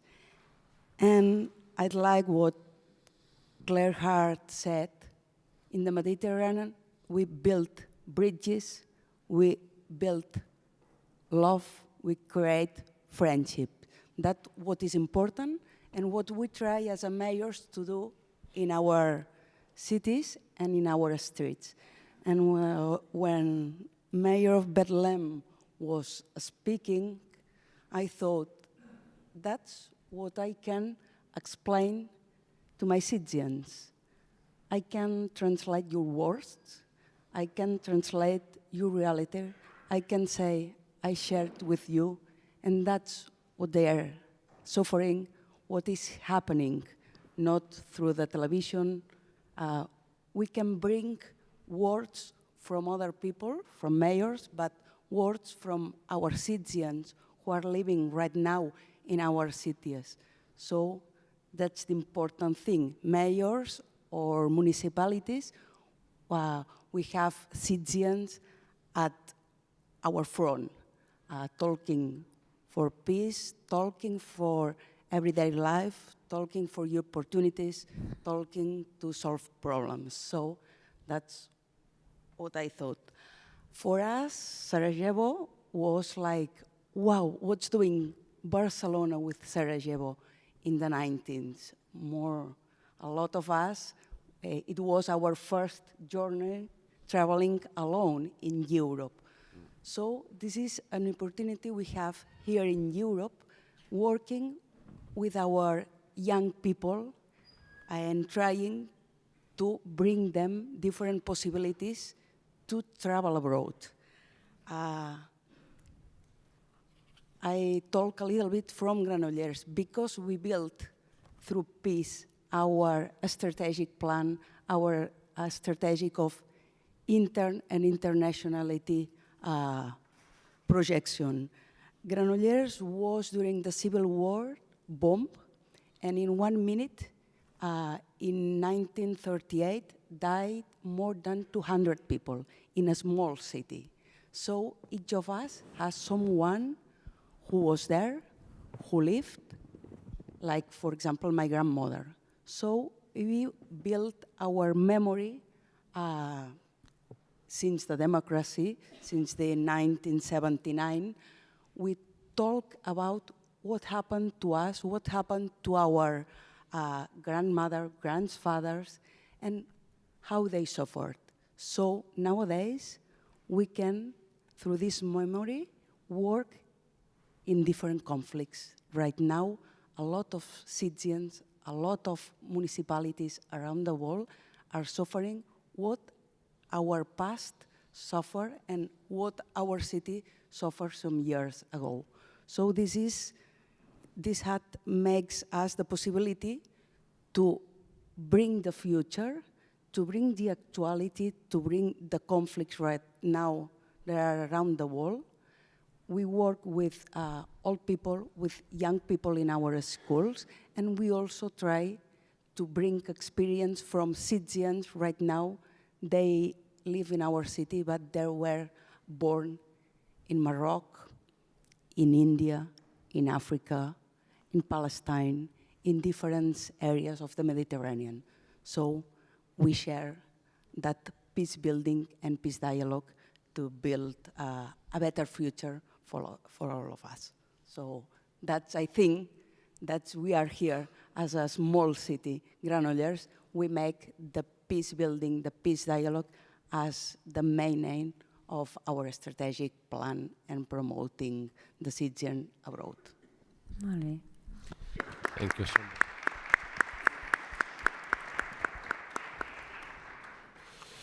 Deputy Mayor, in this moment, 30 years after the Barcelona Declaration, it has been said many times that we are facing very difficult challenges, climate crisis, impunity, war crimes, and somehow there is the vision that we need new forms of governance to deal with all these challenges. In your vision, or in the vision of the Barcelona City Council, how do you think that states, municipalities can build new forms of governance, how they should look like? Yes, I think that cities can activate mechanisms that national governments often cannot deploy with the same agility. For example, technical solidarity networks. We are more efficient, we can move faster. Maybe it's because of bureaucracy, I'm not really sure, but it's true that at that moment, international cooperation is a true public service. When we started in Sarajevo, it was a will, it was a vocation for peace, and now it's a really public service that we have organized. We have 30 people working in the city council, others, people in the in the provincial Diputació de Barcelona, working also in international cooperation. So at that moment, we think that we are really working in different fields that we can be really active. For example, I say technical solidarity networks, decentralized cooperation, urban resilience programs, alliances between public services and civil society, intercultural mediation platforms, and equality policies that build stronger communities. While state decisions frequently requires long diplomatic processes, cities can respond immediately, create bridges between different realities, and advance tangible solutions that sustain peace from the ground up. I think that this possibility that mayors can be in touch, they have each telephone numbers, they can be in contact. I think it's easier, and it makes easier this framework to work together. So today's Mediterranean environment enables these capabilities to expand with conviction that cities are ready to assume a more prominent role in regional governments, with sharing experiences in urban planning, water management, public health, digital innovation, and human rights based in public policy. So city-to-city cooperation can harmonize responses, establish joint protocols, transfer technical skills, and generate stable cross-border alliances. So meetings like this obviously can really reinforce this sense and have all this important role at that moment, that cities are in the core of the action, and to claim for peace and to really be in the heart of the fight for peace. Thank you so much. You know, the EMED has done an amazing job preparing all the dynamic, this moderation, and they were providing us questions. And I thought that one question could be good. Well, I even would love to know what would be your answer, because one of the questions suggested was, in case you would have the possibility to meet with EU leaders with the real capacity to deliver, and you can take them towards just one single commitment, what will be in relation to your city? One commitment? Yes. From an EU leader. With the capacity to deliver. With the capacity. Justice. I think justice is what we need. You know, in Palestine, human rights do not exist. You have no right to move. You have no right to express what's in your heart. No right to food in Gaza. We've all seen that. No right to water until today in every Palestinian city. You know, in Bethlehem we have over 134 barriers, checkpoints. That's Bethlehem. So if you want to go to a city in Bethlehem to another city in Bethlehem, the governorate, there is a possibility that there is a gate that was closed for no reason, just because they just want to close it. Or there is a checkpoint and soldiers just stopping you, stripping you down, detaining you. They put you in jail, just like the mayor of Hebron. He's been in jail for 3 months now. It's administrative detaining. That's the kind of justice we're looking for.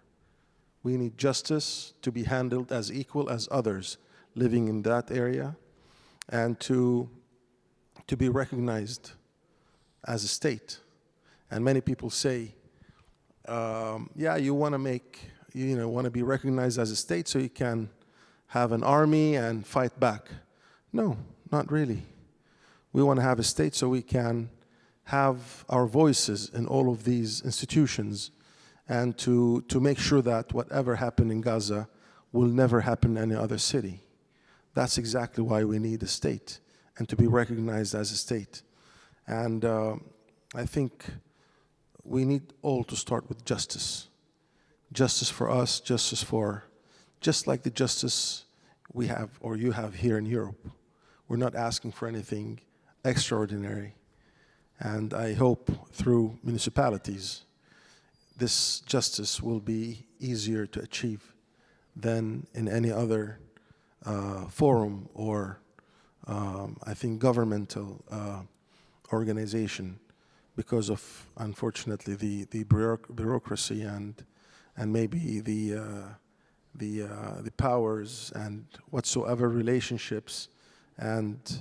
But I think slowly we are on the right track through the people and through the municipalities such as Barcelona and others. We will achieve that peace and that justice, because any peace without justice is not peace. It's just a word that will not help anybody. So.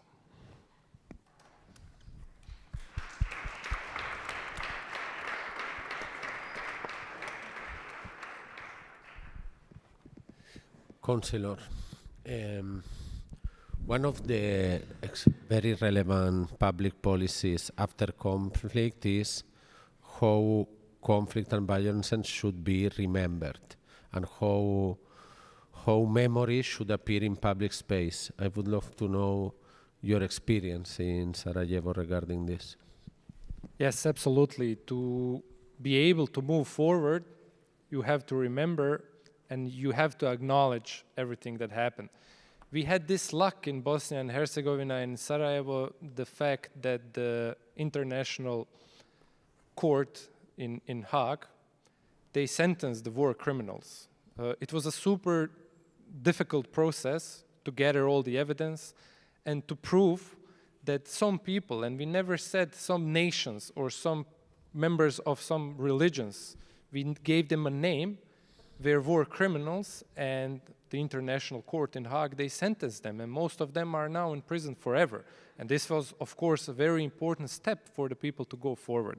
It's also very important, as I said, again, not to give names and to say we suffered more, you suffered less. Everybody who suffered has to be acknowledged. It doesn't matter from where they come from. It doesn't matter, as I said, again, what religion they are. We have a couple of good examples in Sarajevo. For example, we have the Inter-Religious Council, and it's a very strong council. It meets almost every month.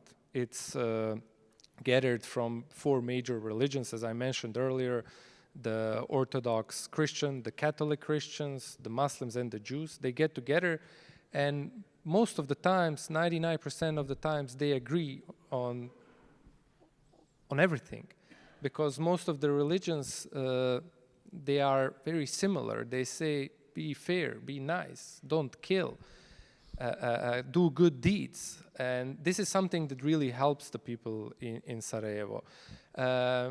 It's very important to memorize, to point every spot where people were killed, where bad things happened before, and to every year remind the people of these things, because this is the only way that you can actually go forward. If you forget, or if you try to say, this happened, but this other thing that really happened didn't happen, you will always have individuals who will not accept that. So this is very important, to involve all the citizens, to talk from the city with the people, not talk to the people, to talk together.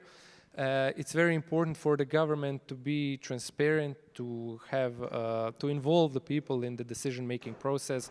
For example, if you want to make a memorial center, memorial park, if you want to create it in the city, you cannot do it just with like the government to make a decision. You have to involve the people in the decision-making process.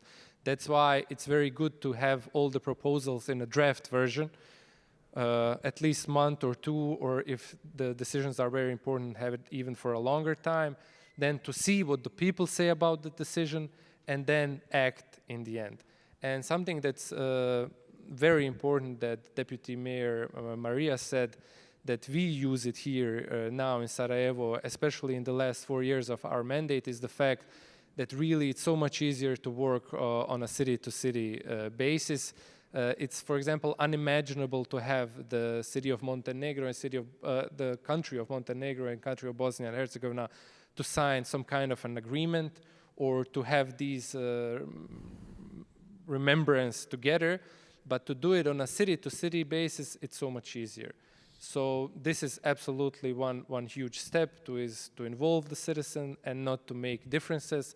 And of course, try to put the whole process through the courts, local, but of course, if you have big war crimes such as genocide as is happening in Palestine, to have it through the international court, because then neither side can say they said it. It's an international court. So they are very objective. They don't have a reason to be subjective in that process. Thank you so much. Mayor, just last question. In the case of Sarajevo, we were mentioning before the role that culture, even sport, can play on reconciliation. I think that learning from South Africa, where also sport and culture played a major role on reinforcing social cohesion there. I would love to know what role it has, education, sports, culture, in the day-by-day of dealing with the municipality government, okay, on building social cohesion and peace, and even how can that help us promoting peace at the Mediterranean level?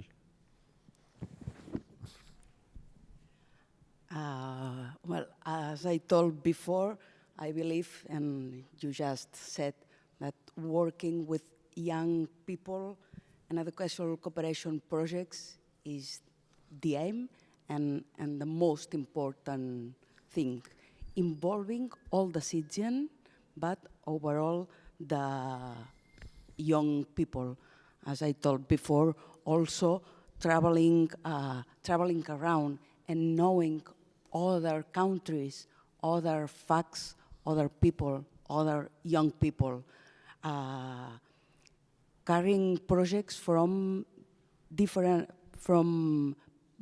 people from different countries. We work in the Mayor for Peace network, for example. A network that, I guess most of people know, but a network of municipalities based on the memory of Hiroshima and Nagasaki, restoring cities. But young people make an appointment during the summers, and they work together, knowing each other, sharing experience from their citizens. Also, we work with people young people from Dunkerque and Ypres and Granollers, sharing our experiences, cities. So this is really important things. Also, I think the shared projects, it's the better way of building future. In our city in Granollers, we have a special museum of peace, a culture center for peace. And this is the place of where people goes to, excuse me, me'l tradueixes si parlo en català? Sí. Estupendo. Nosaltres tenim un centre de cultura per la pau des de l'any 2008, des d'on es coordinen tots aquests intercanvis. Per tant, des d'on es treballa amb absolutament totes les escoles i tots els instituts. I aquesta és la base de recuperació de la memòria històrica pròpia i la que ens fa... I will translate now. Sure. It works? Maybe it works. It works? My God. So take it easy. It was easier than what we thought. Yeah. No. But the moment I was thinking, what are we doing speaking in English, all of us, and no one of us in our own languages, Mediterranean languages? It's sorry that I should say it.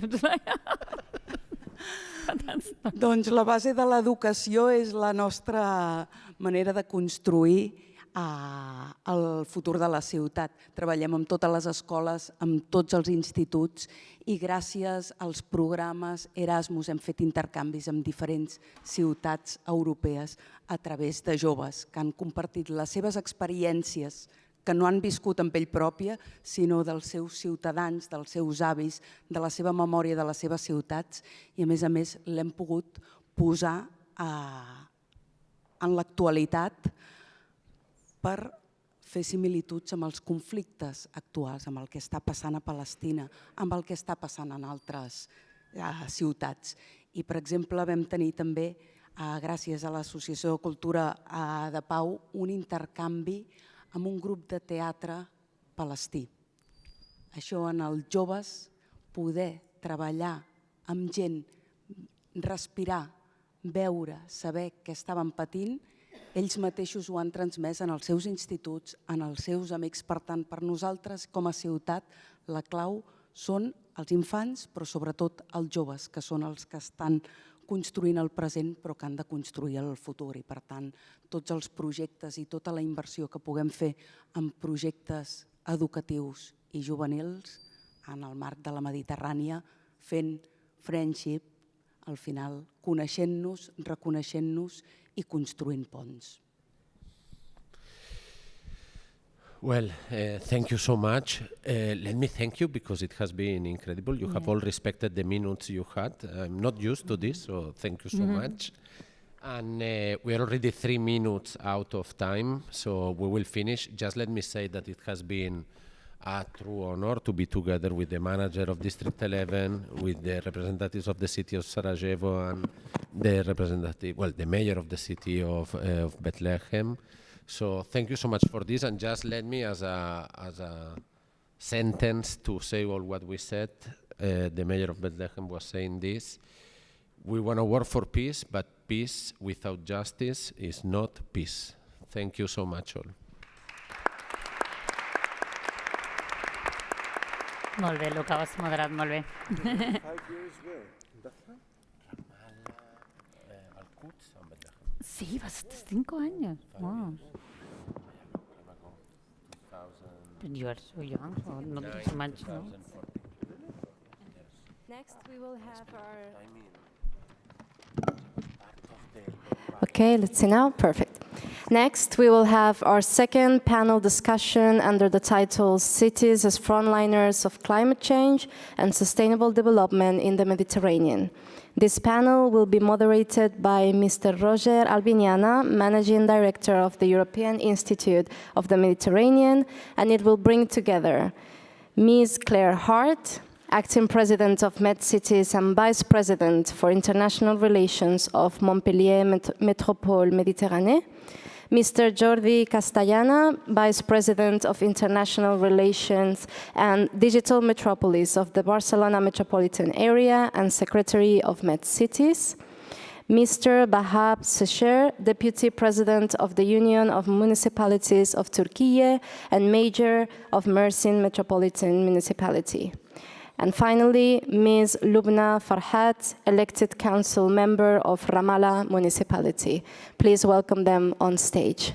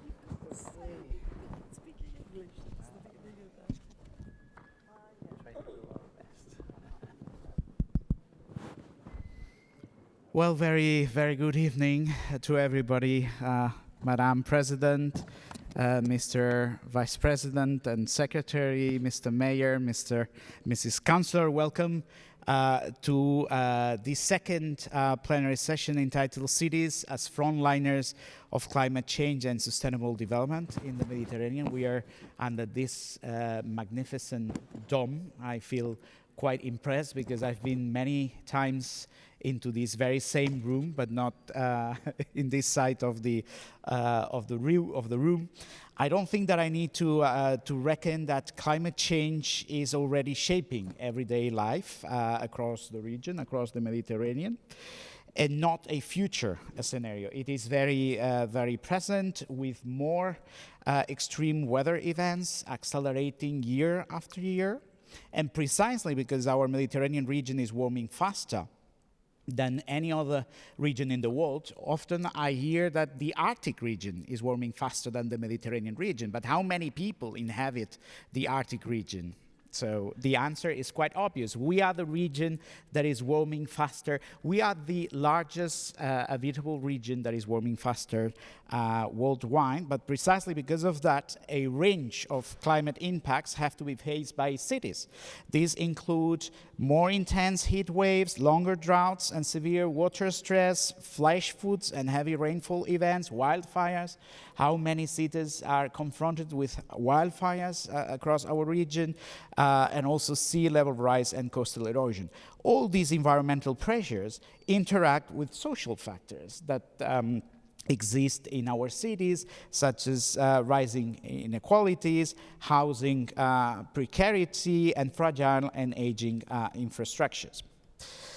And in this context, I would like to stress that cities, municipalities, towns, villages are closest to residents. This is quite obvious, and it was recalled earlier on by the President, making them first responders to climate impacts. Not always with the necessary resources, with the necessary political competencies, but cities are developing practical and people-centered solutions, often faster than national governments. Here I could mention some examples of how local authorities in the Mediterranean are adapting to climate change through urban development, services and maintenance, nature-based solutions, circular economy initiatives, climate-sensitive planning and mobility policies, all in all, to guarantee an inclusive dimension of climate action. Because climate change cannot be tackled without embracing the principles of equality and fair justice. Well, you know, there is no green transition without a just transition. And in this vein, there is an increasing importance of city-to-city cooperation as real accelerator of impact, which is carried out through technical exchanges, decentralized cooperation, peer learning, and metropolitan coordination. These exchanges help us turn solidarity into results and spread practical solutions quickly across the region. So what is the objective of today's session? Well, first, we want our speakers to identify practical tools and approaches to help cities manage climate risk while ensuring social inclusion. Second, explore cooperation modalities. Third, clarify enabling conditions. And overall, we aim to produce 3 to 5 operational conclusions useful for municipalities and networks that will be included in the conclusions of the session. I have to recall that the conversation aims to be interactive, fluid, and informal, and not a sequence of speeches. So we have prepared some detailed questions so that they can answer to the questions. You will have 5 minutes each to answer to each round of questions, and then we'll see how much time we have left for the second round of questions. And I would like to start with my right-hand side on the center, with Claire Hert. Did I pronounce it well, your name, Claire? Claire Hert, Acting President of MedCities and Vice President for International Relations of Montpellier Metropolitan Area. So MedCities members approved just a couple of hours ago this ambitious declaration today that has been prepared by MedCities, the IMED as well, the UfM. Yes, it was adopted today, to set up city-to-city cooperation in a sustainable development and to call upon the EU and regional institutions to empower more local action. Can you tell us a bit more about the declaration? Because this declaration, we are going to hand it over to Commissioner Switcha tomorrow and to Secretary General Nasser Kamel so that it can be shared with ministers on Friday. So can you tell us a bit more, please? Yes, indeed. Thank you very much for the launch pad to tell you more about this. I'm going to, if I might, have a couple of slides just so I can just put some information out to you. I think they're lined up. Just bringing them in. Really what we'd like to do here is give you some take-home ideas and messages which come from the work that we've done. Once again, Barcelona plus 30 years on, we're updating the Barcelona process and we're really centering everything on the idea, the notion, the very notion of sustainable development. What is sustainable development and how sustainable development interacts? And it's very, very timely that this session follows on from a session on peace and social equality, social justice. So basically, we've worked together to update, and if I was to give you a common denominator for all of this, I would say that the idea is that our declaration, our call for action is to center our activity, our work on city-to-city diplomacy, allow also the EU and the international organizations to empower cities to be able to work together hand in hand for the future. So that is probably the first thing as an intro that I'd like to say. Now, within our call for action, again, it's a 6-page document, so it won't take you very much time to read it, and I encourage all of you to take a closer look at it. But basically, there are 6 main points. The first one is strengthening multi-level governance and coordination. So this is a way for us of really showing everything that we've said up to now, and it was very well said as well by Mayor Colboni earlier on, that strength in numbers. You know, the more we come together, the more we can work and the more we can share our best practices. So that's point number 1. Point number 2 is advancing climate resilience and sustainable urban development. So this idea is to say that everything we do in our cities today has to use sustainable development and sustainable practices, building for the future, as the, let me say, something that is non-negotiable. You know, if we're going to build a new building, we have to take into account all of these factors. If we are going to dedicate land to urban farming, let's say, we have to take into account all of these factors. So this for us is very important. Everything has to be put through the filter of sustainable development moving forward. The third point is supporting the local economic development sector and working on innovation. We believe strongly, wherever we are in the Mediterranean, that innovation is a key factor. And this, again, brings us back to the importance of working in a multi-stakeholder setting. Okay, we're agreeing that we're all first liners as municipal authorities and mayors, but we also need to work with the private sector, the business sector, the innovative business sector. And we have to work as well with the scientific and academic sector. We need their input in order to make the right decisions. So it's very, very important that we open up our chakra, if you like, and branch out and bring together a multi-stakeholder setting in order to do what we do. And we added into this the notion of decent work. Decent work for us is a very important point. It should go without saying, I agree, but it does need to be said. And you know, it's not necessarily in one part of the Mediterranean, it's all over the Mediterranean today that we also have to revendicate this notion of decent work. So, an important point. The fourth point is improving our local service delivery and democratic legitimacy. Now, we've talked a lot about democracy in MedCities over the last couple of days, democratic practices, protecting democratic practices, protecting freedom of speech, protecting mayors. It was said just before, there is a mayor, a prominent mayor, Palestinian mayor, who has been captured, that is in prison at the moment.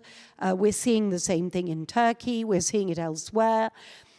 The winds of change are blowing across the northern shores of the Mediterranean as well.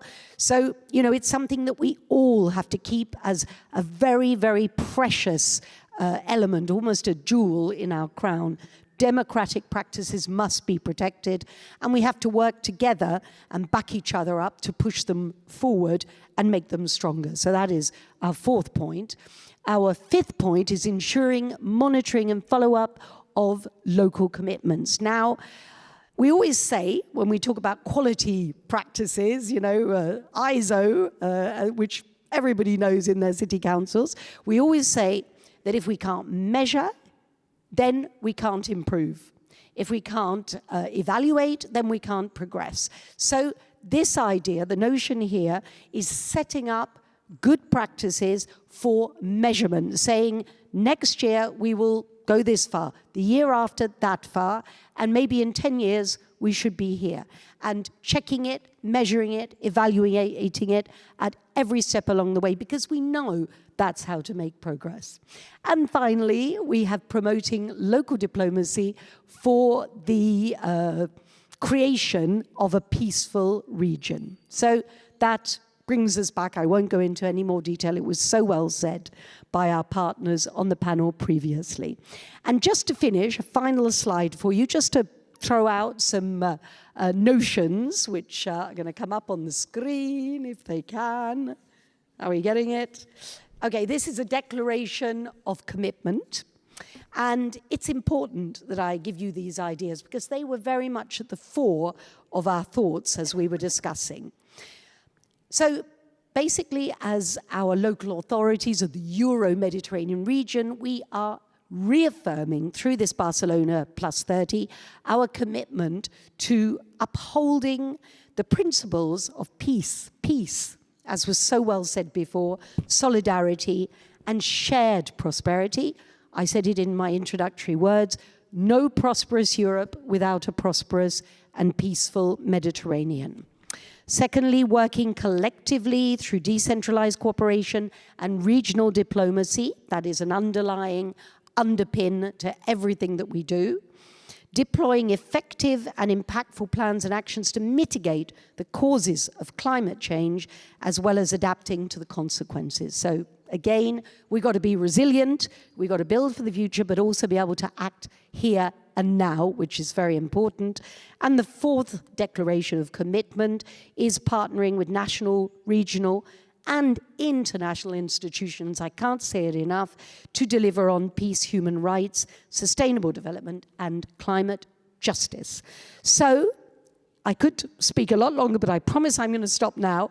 To put it very, very simply, all that we're doing here is working together for a cleaner and greener planet, but also, and I want to come back to what the mayor of Bethlehem was saying before, all of this is enabling us to have more hope in the future, and we hope more justice, because climate justice will bring about as well justice for our populations. So peace and justice through Barcelona Plus 30. Thank you.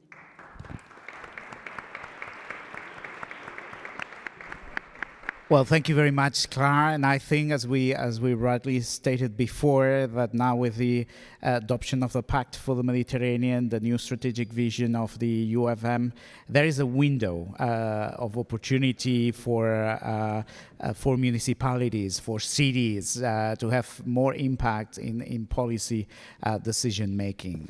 So let's make it possible, and let's hope that this declaration that has been agreed by all of you is the first step towards this impact that we all wish you to have in collective decision making. So let's move on now with Vice President, Secretary, Vice President of for International and Digital Metropolis of the Barcelona Metropolitan Area, Jordi Castellana, who is also the Secretary of MedCities. Mr. Castellana, for those of you who do not know him, he has served as city councillor here in Barcelona since 2019, and previously held the role of CEO of Digital Metropolis and was district councillor for the district of Las Corts. So I'm going to ask you a very simple question. When you think of recent heat waves and water stress, what moment convinced you that metropolitan cooperation genuinely changes outcomes for residents? So what's the action, the real impact and action of metropolitan cooperation in this area? Okay, thank you very much for the question, i benvinguts i benvingudes al Saló de Cent de l'Ajuntament de Barcelona. Thank you all of you for coming and being here this afternoon. I think that the question is really pertinent, is really important, because 1 year ago, more or less, in the area of Catalonia, in the city of Barcelona especially, we had the most severe droughts since we have data relating to that. So in the last more than 100 years, we didn't have as severe droughts as those one. But, and we got to the point, we happily didn't reach that point, but we were really close to the point of cutting water to homes. And why we didn't reach this point? Because we had another severe drought 15 years ago, and we had the conclusion that we had to build some facilities in order to manage those climate change consequences that we face every moment. We had a severe drought in 2008, we had a severe drought 2 years ago, and we know, positively or not, we know that we're going to have a severe drought. So we have to build facilities in order to fight or to face, better said, those challenges. So, and this context in the Mediterranean is completely shared with all the cities and all the metropolitan areas. I'd like to say one thing before, sorry. And this challenge, such as other challenges, has to be faced in the metropolitan level, because the drought doesn't know about local borders, doesn't know if this street is of my municipality or her municipality or her municipality, and the drought is a problem that affects everyone. And at the metropolitan level, we could make the investment, and also we had the scale economy to make the investments in order to build those facilities. And talking about cooperation with other cities of the Mediterranean, when we cooperate on water management and water facilities, and when we talk about regenerated water, or having water from the sea, desalting it, or all those ways to improve the way we get the water for the people and for the economy also. We learn a lot about context that, and I think that Claire said at the beginning in her intervention at the beginning of this meeting, that some challenges that we thought that were different in the north shore of the Mediterranean, or in the south, or in the east shore, now are really common to all the metropolitan settlements, to all the cities. So we learn a lot when we cooperate with other cities. So cooperation is not anymore about giving, if it never has been like that, but it's with giving and receiving. So it's in both ways that we learn, and we also will learn a lot about that. The impact to citizens is obviously, and I wanted to say just one thing, or denounce one thing that the Bethlehem mayor said before, and we've been working on that on our metropolitan area and talking that to the citizens, that how water is used as a weapon of war in many places of the world, and especially in Palestine, but in other places of the world. We have some projects in northeastern Syria. We also have problems with that, and many other places of the world. And I think that we have to denounce all the uses, how some countries use the basic right of having water, that it seems that's like only, I don't know how to say it in English, opening the tap, sorry, and it's not as easy as that. Well, having said that, I just wanted to appoint one project we have, Valor Gavès, with MedCities and the Metropolitan Area of Barcelona in Tunisia, in the Municipality of Gavès. I don't know if I pronounce it, I think I pronounce it badly, but well, yeah, I hope you understand me. And the conclusion is what I said before. The people of Gavès improve their situation in water management. The local authorities also, and technical staff learn about that. But our technical staff and we learn about how to work in other contexts that probably in some years we are going to get at that point.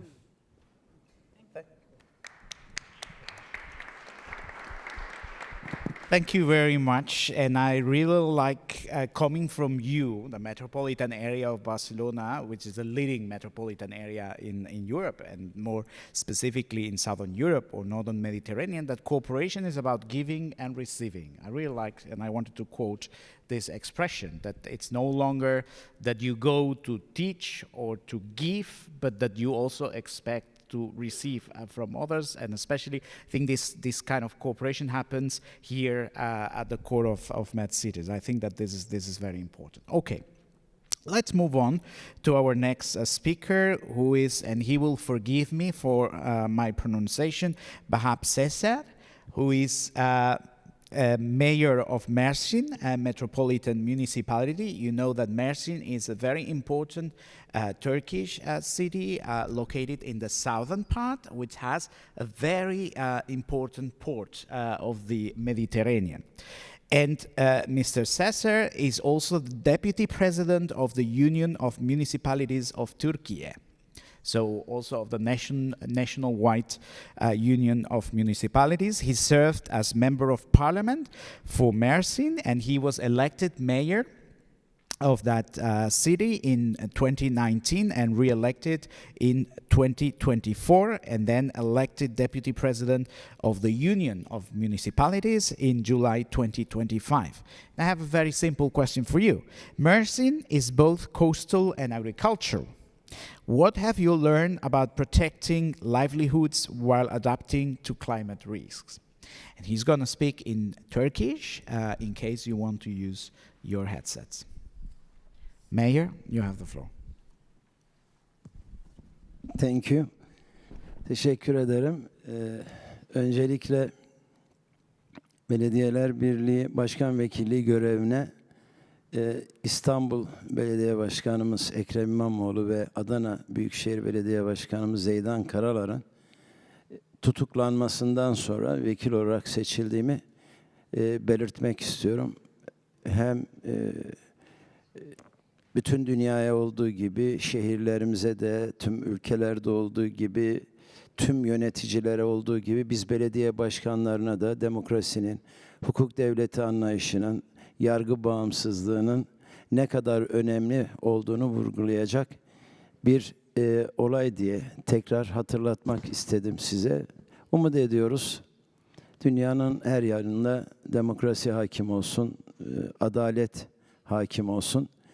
Biz de kentlerimizi yönetirken bu bilinçle yönetmek istiyoruz, yönetmeye gayret ediyoruz. Birçok konuşmacı adaletli bir yönetimden, şehirlerde her kesime ulaşarak hizmet yapmaktan söz ettiler. Ayrıca doğru bir tespit daha var. Demokrasilerde halka en yakın yönetimler, halkın seçtiği, halkın iradesinin yansıdığı makamlar belediye başkanları. Vatandaşa en yakın olanlar. Doğal olarak da dünyada barış hakim kılacaksanız ya da ülkede herhangi bir sorunu giderecekseniz onu önce yerelden başlatacaksınız. Eğer belediye başkanları kentlerini mutlu ederse ülke de mutlu olur. Eğer tüm ülkeler mutlu olursa dünyada mutlu olur. O derece önemli bir görev içeriyor bizim görevimiz. Önce adil dönüşüm, adalet, herkesi kapsayan bir yönetim anlayışından bahsetmek isterim. Bunu da anlatırken somut bir örnekle gitmek istiyorum. Az önce Sayın Moderatör de söyledi. 2019 yılında ilk kez %45 oyla belediye başkanı seçildim. Hemen 5 yıl sonra %60 oyla belediye başkanı seçildim.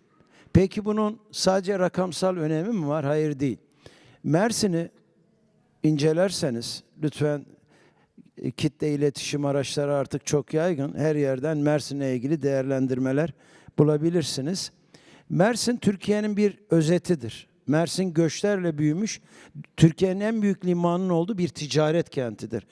Türkiye'nin kuzeyinden, güneyinden, Orta Anadolu'dan her bölgeden insanın yaşadığı bir bölgedir. Ve çok farklı siyasi görüşlerin bir arada olduğu bir bölgedir. Türkiye'de parlamentoda grubu bulunan ya da bulunmayan bütün partilerin milletvekili çıkardığı bir bölgedir. Bu kadar çeşitlilik, bu kadar kozmopolit bir yapıda, bu kadar farklı görüşleri bir partiye mensup, sosyal demokrat dünya görüşü olan bir partiye mensup bir belediye başkanı her 10 kişiden 6'sının oyunu alıyorsa, somut olarak bizim arzu ettiğimiz, herkesi kapsayan, kucaklayan, kimseye ayırmayan, dininden, mezhebinden, dünya görüşünden ayırmayan bir yönetim anlayışıyla yapıyorsunuz. Herkese hizmeti götürürken eşit mesafede oluyorsunuz.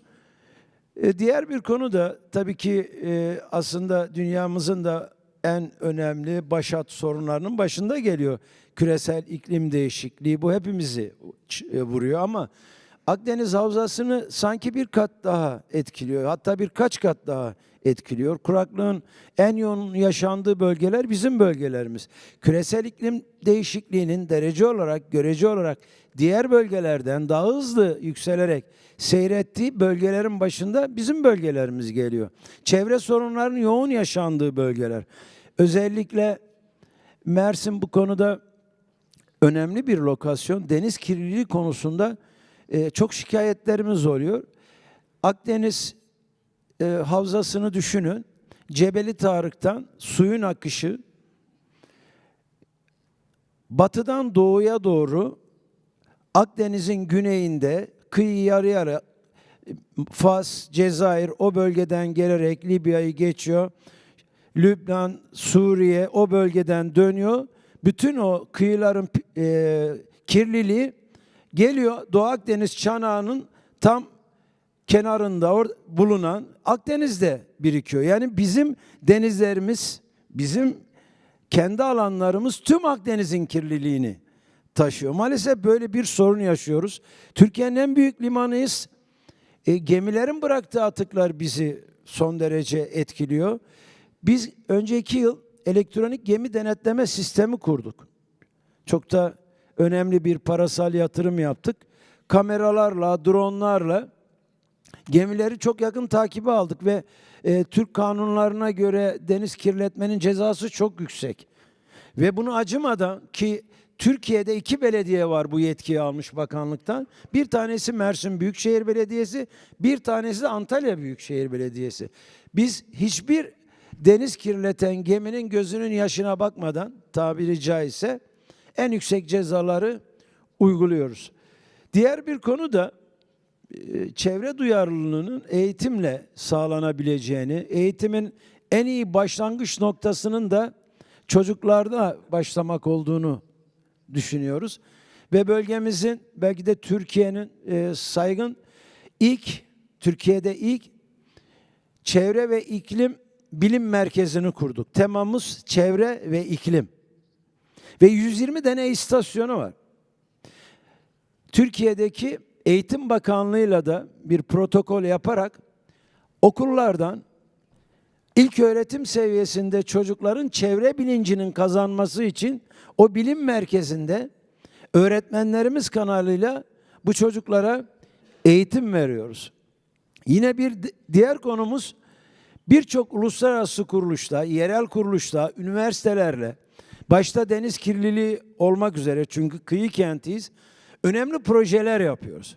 MedCities'le de önemli projeler yapıyoruz. Daha çok çevreyle ilgili projeleri çalışıyoruz. Bunların bize önemli katkıları oluyor. Tarım bizim bölgemizin en önemli sektörlerinden bir tanesi. Ticaretin, sanayinin, lojistiğin, turizmin olduğu bir bölgede tarım da çok yüksek miktarda yapılan verimli ovaları olan bir kenttir Mersin.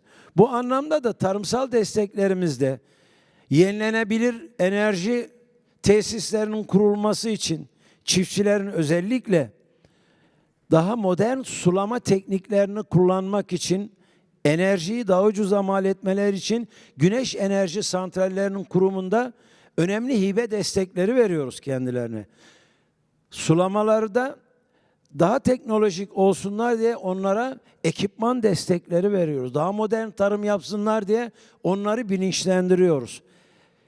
Diğer bir hassas konu bizim için sera gazı emisyonunu dikkate aldığımız için ulaşımda CNG yakıt kaynaklı otobüsler son günlerde yakın zamanda Avrupa Birliği delegasyondan aldığımız hibelerle elektrikli otobüsler ve şu anda da raylı sisteme dönüşüm yapıyoruz. Yeraltı metro, hafif raylı sistem bu konuda önemli çalışmalar yapıyoruz. Diğer bir çalışmamız çok yeni.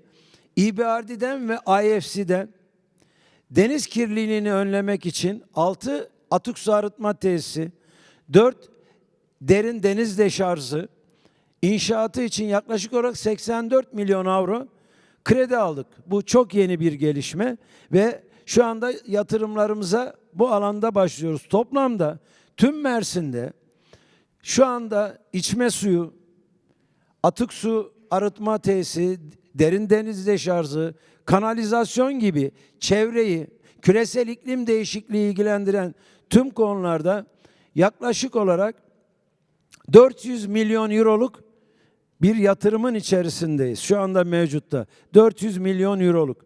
Tabii ki burada hem Avrupa'dan, çeşitli bankalardan, kendi bakanlıklarımızdan da önemli destekler alıyoruz. Suyu yönetmek çok önemli.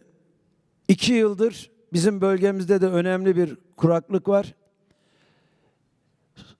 Mersin Su ve Kanalizasyon İdaresi, yani şehre, yaklaşık 2,5 milyondan fazla insan yaşadığı şehre içme suyunu sağlayan, kanalizasyon sistemini kuran, yağmur suyu sistemlerini kuran, atık suları arıtan, bunları denize deşarj eden, temiz bir su şeklinde deşarj eden kurumumuza SCADA yatırımlarını arttırdık. Bunlar teknolojik yatırımlar. Elbette ki yüksek değerde yatırımlar ama temiz bir çevre için, gelecekte daha sağlıklı bir dünyada yaşamak için mutlaka önemli bütçeler ayırmamız lazım. Elbette herkes bu vizyonu ortaya koyabilir. Ama şunu söylemek istiyorum. Gerçek olan bu yatırımları yapmak için buradaki tüm belediyelerin, belediye başkanlarının ya da onları temsilen gelenlerin bu yatırımları yapacağımız finansa erişim konusunda içinde bulunduğumuz şu anda MedCities yapısı içerisinde ya da diğer uluslararası kuruluşlar içerisinde bu konuda önemli çalışmalar yapmak, finans kurumlarından özellikle Güney Akdeniz'de, şu anda Suriye'de, hele burada Gazze'li konuşmacılar çok sayıda Gazze'ye yönelik değerlendirmeler yaptı. Gazze'de yaşanan bir insanlık dramı, 70 binden fazla insan öldü ve en acı olanı da bir insanlık suçu işlendi ve dünya kamuoyunun gözü önünde işlendi.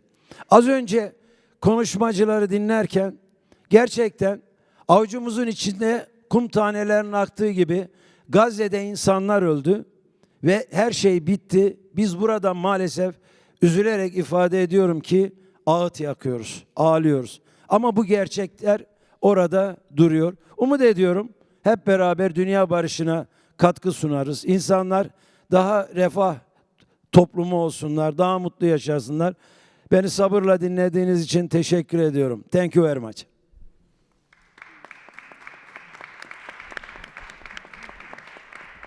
Thank you very much, Mr. Mayor. You show us that Turkey is leading the way, and Mersin within Turkey is leading the way even further. So congratulations on all the measures, and also for stepping up on the issue of the depollution of the Mediterranean Sea, which is a crucial issue. I mean, not only because of the traffic arising from the Suez Canal to the Gibraltar Strait, but also from the pollution that is now arriving from the Black Sea into the Mediterranean Sea via the Marmara Sea, which we also need to be and pay a lot of attention as a result of the war, of the Russian aggression into Ukraine.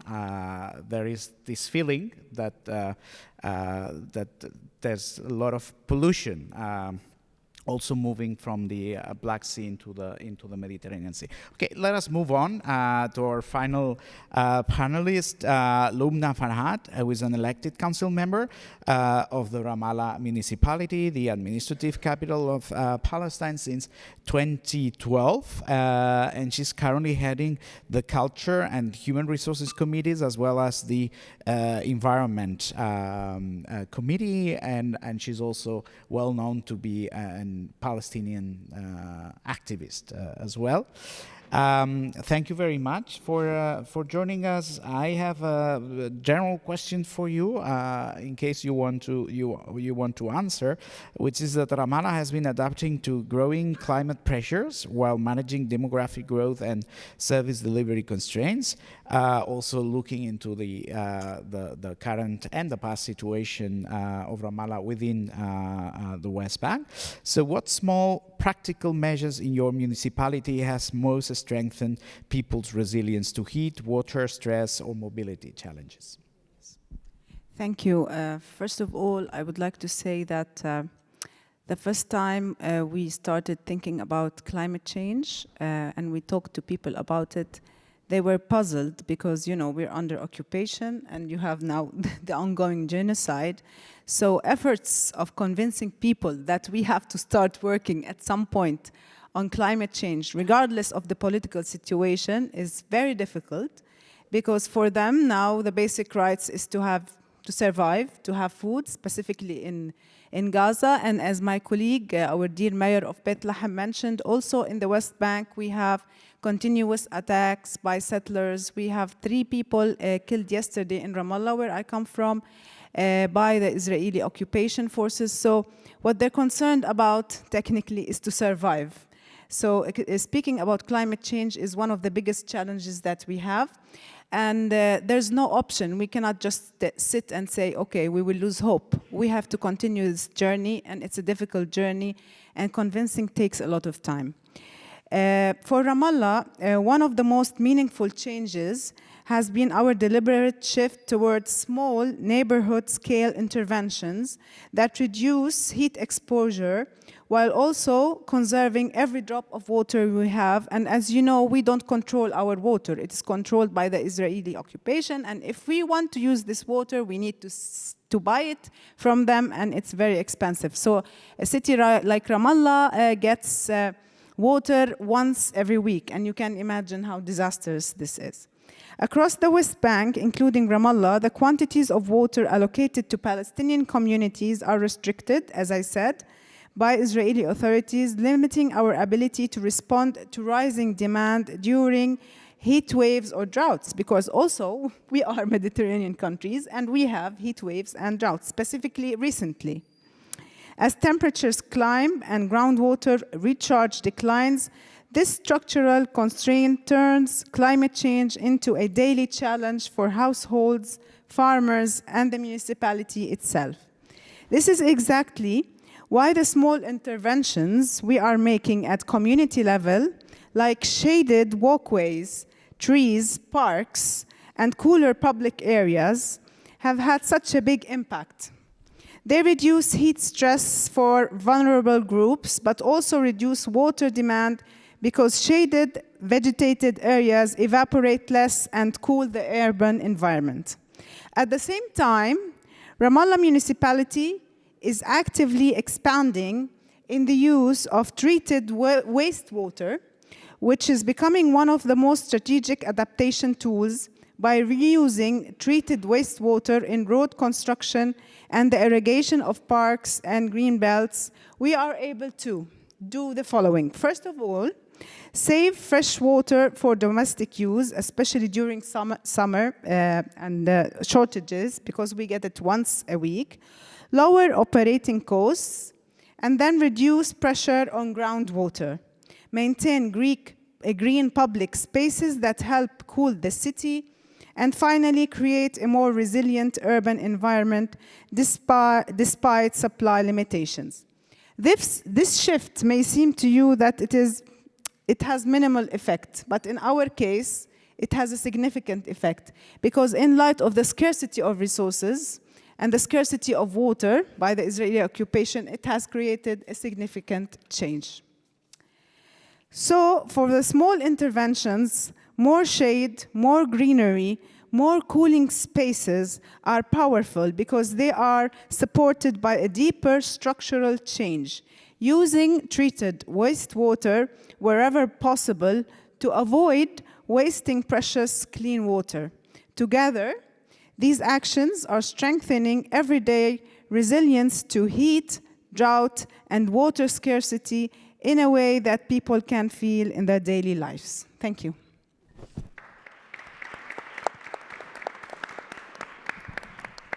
Thank you very much, and also for clarifying that, of course, under the current and the past circumstances that that Palestine, both West Bank, of course, Gaza, unfortunately too, are going through.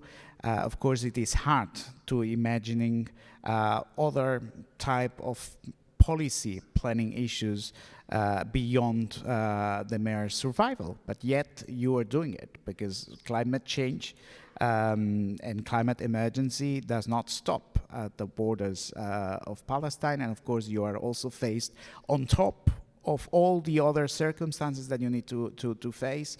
You are also faced with the consequences of climate emergency. So thank you very much. Ladies and gentlemen, I'm very sorry because we had planned a second round of questions for our dear panelists, but we have to stop here because the cocktail, I know it sounds extremely bad, but the cocktail is waiting for us. And actually the gentleman that is managing the cocktail asked me, but when will you go? When will you move to the cocktail? And I said at 7 p.m. So I would like to start by thanking our speakers. I think they made very clear that Mediterranean cities are not simply responding to climate impacts, but they are innovating, cooperating and leading. First, local governments are the front line of climate action. Second, climate action must be people-centered. They need to embrace social justice, no green transition without fair and just transition. Third, it is evident that cooperation multiplies impact. And all these insights point to a simple conclusions. Cities are ready to do more. Cities want to do more. And regional and international frameworks must evolve to match their ambitions, unlock resources, and reinforce cooperation. I would like to close first because I would like to thank our speakers, and I would like to ask for an applause for the speakers. But before you applause, I would also like to thank my colleagues from the IMET, because they've been very hard preparing together with the MedCities Secretariat and the City of Barcelona. They've been preparing this conference very hard. We are running several conferences simultaneously, so please, I would kindly ask you for a general applause for the speakers and for my colleagues as well. So thank you very much. And now Fatima will take over the floor, and she will announce the next steps. But the next steps is that we all move to the cocktail. Thank you. You already did it for me.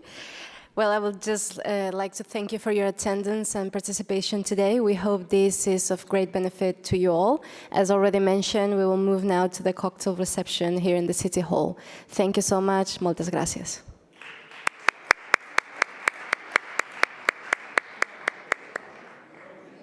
De res, a vosaltres.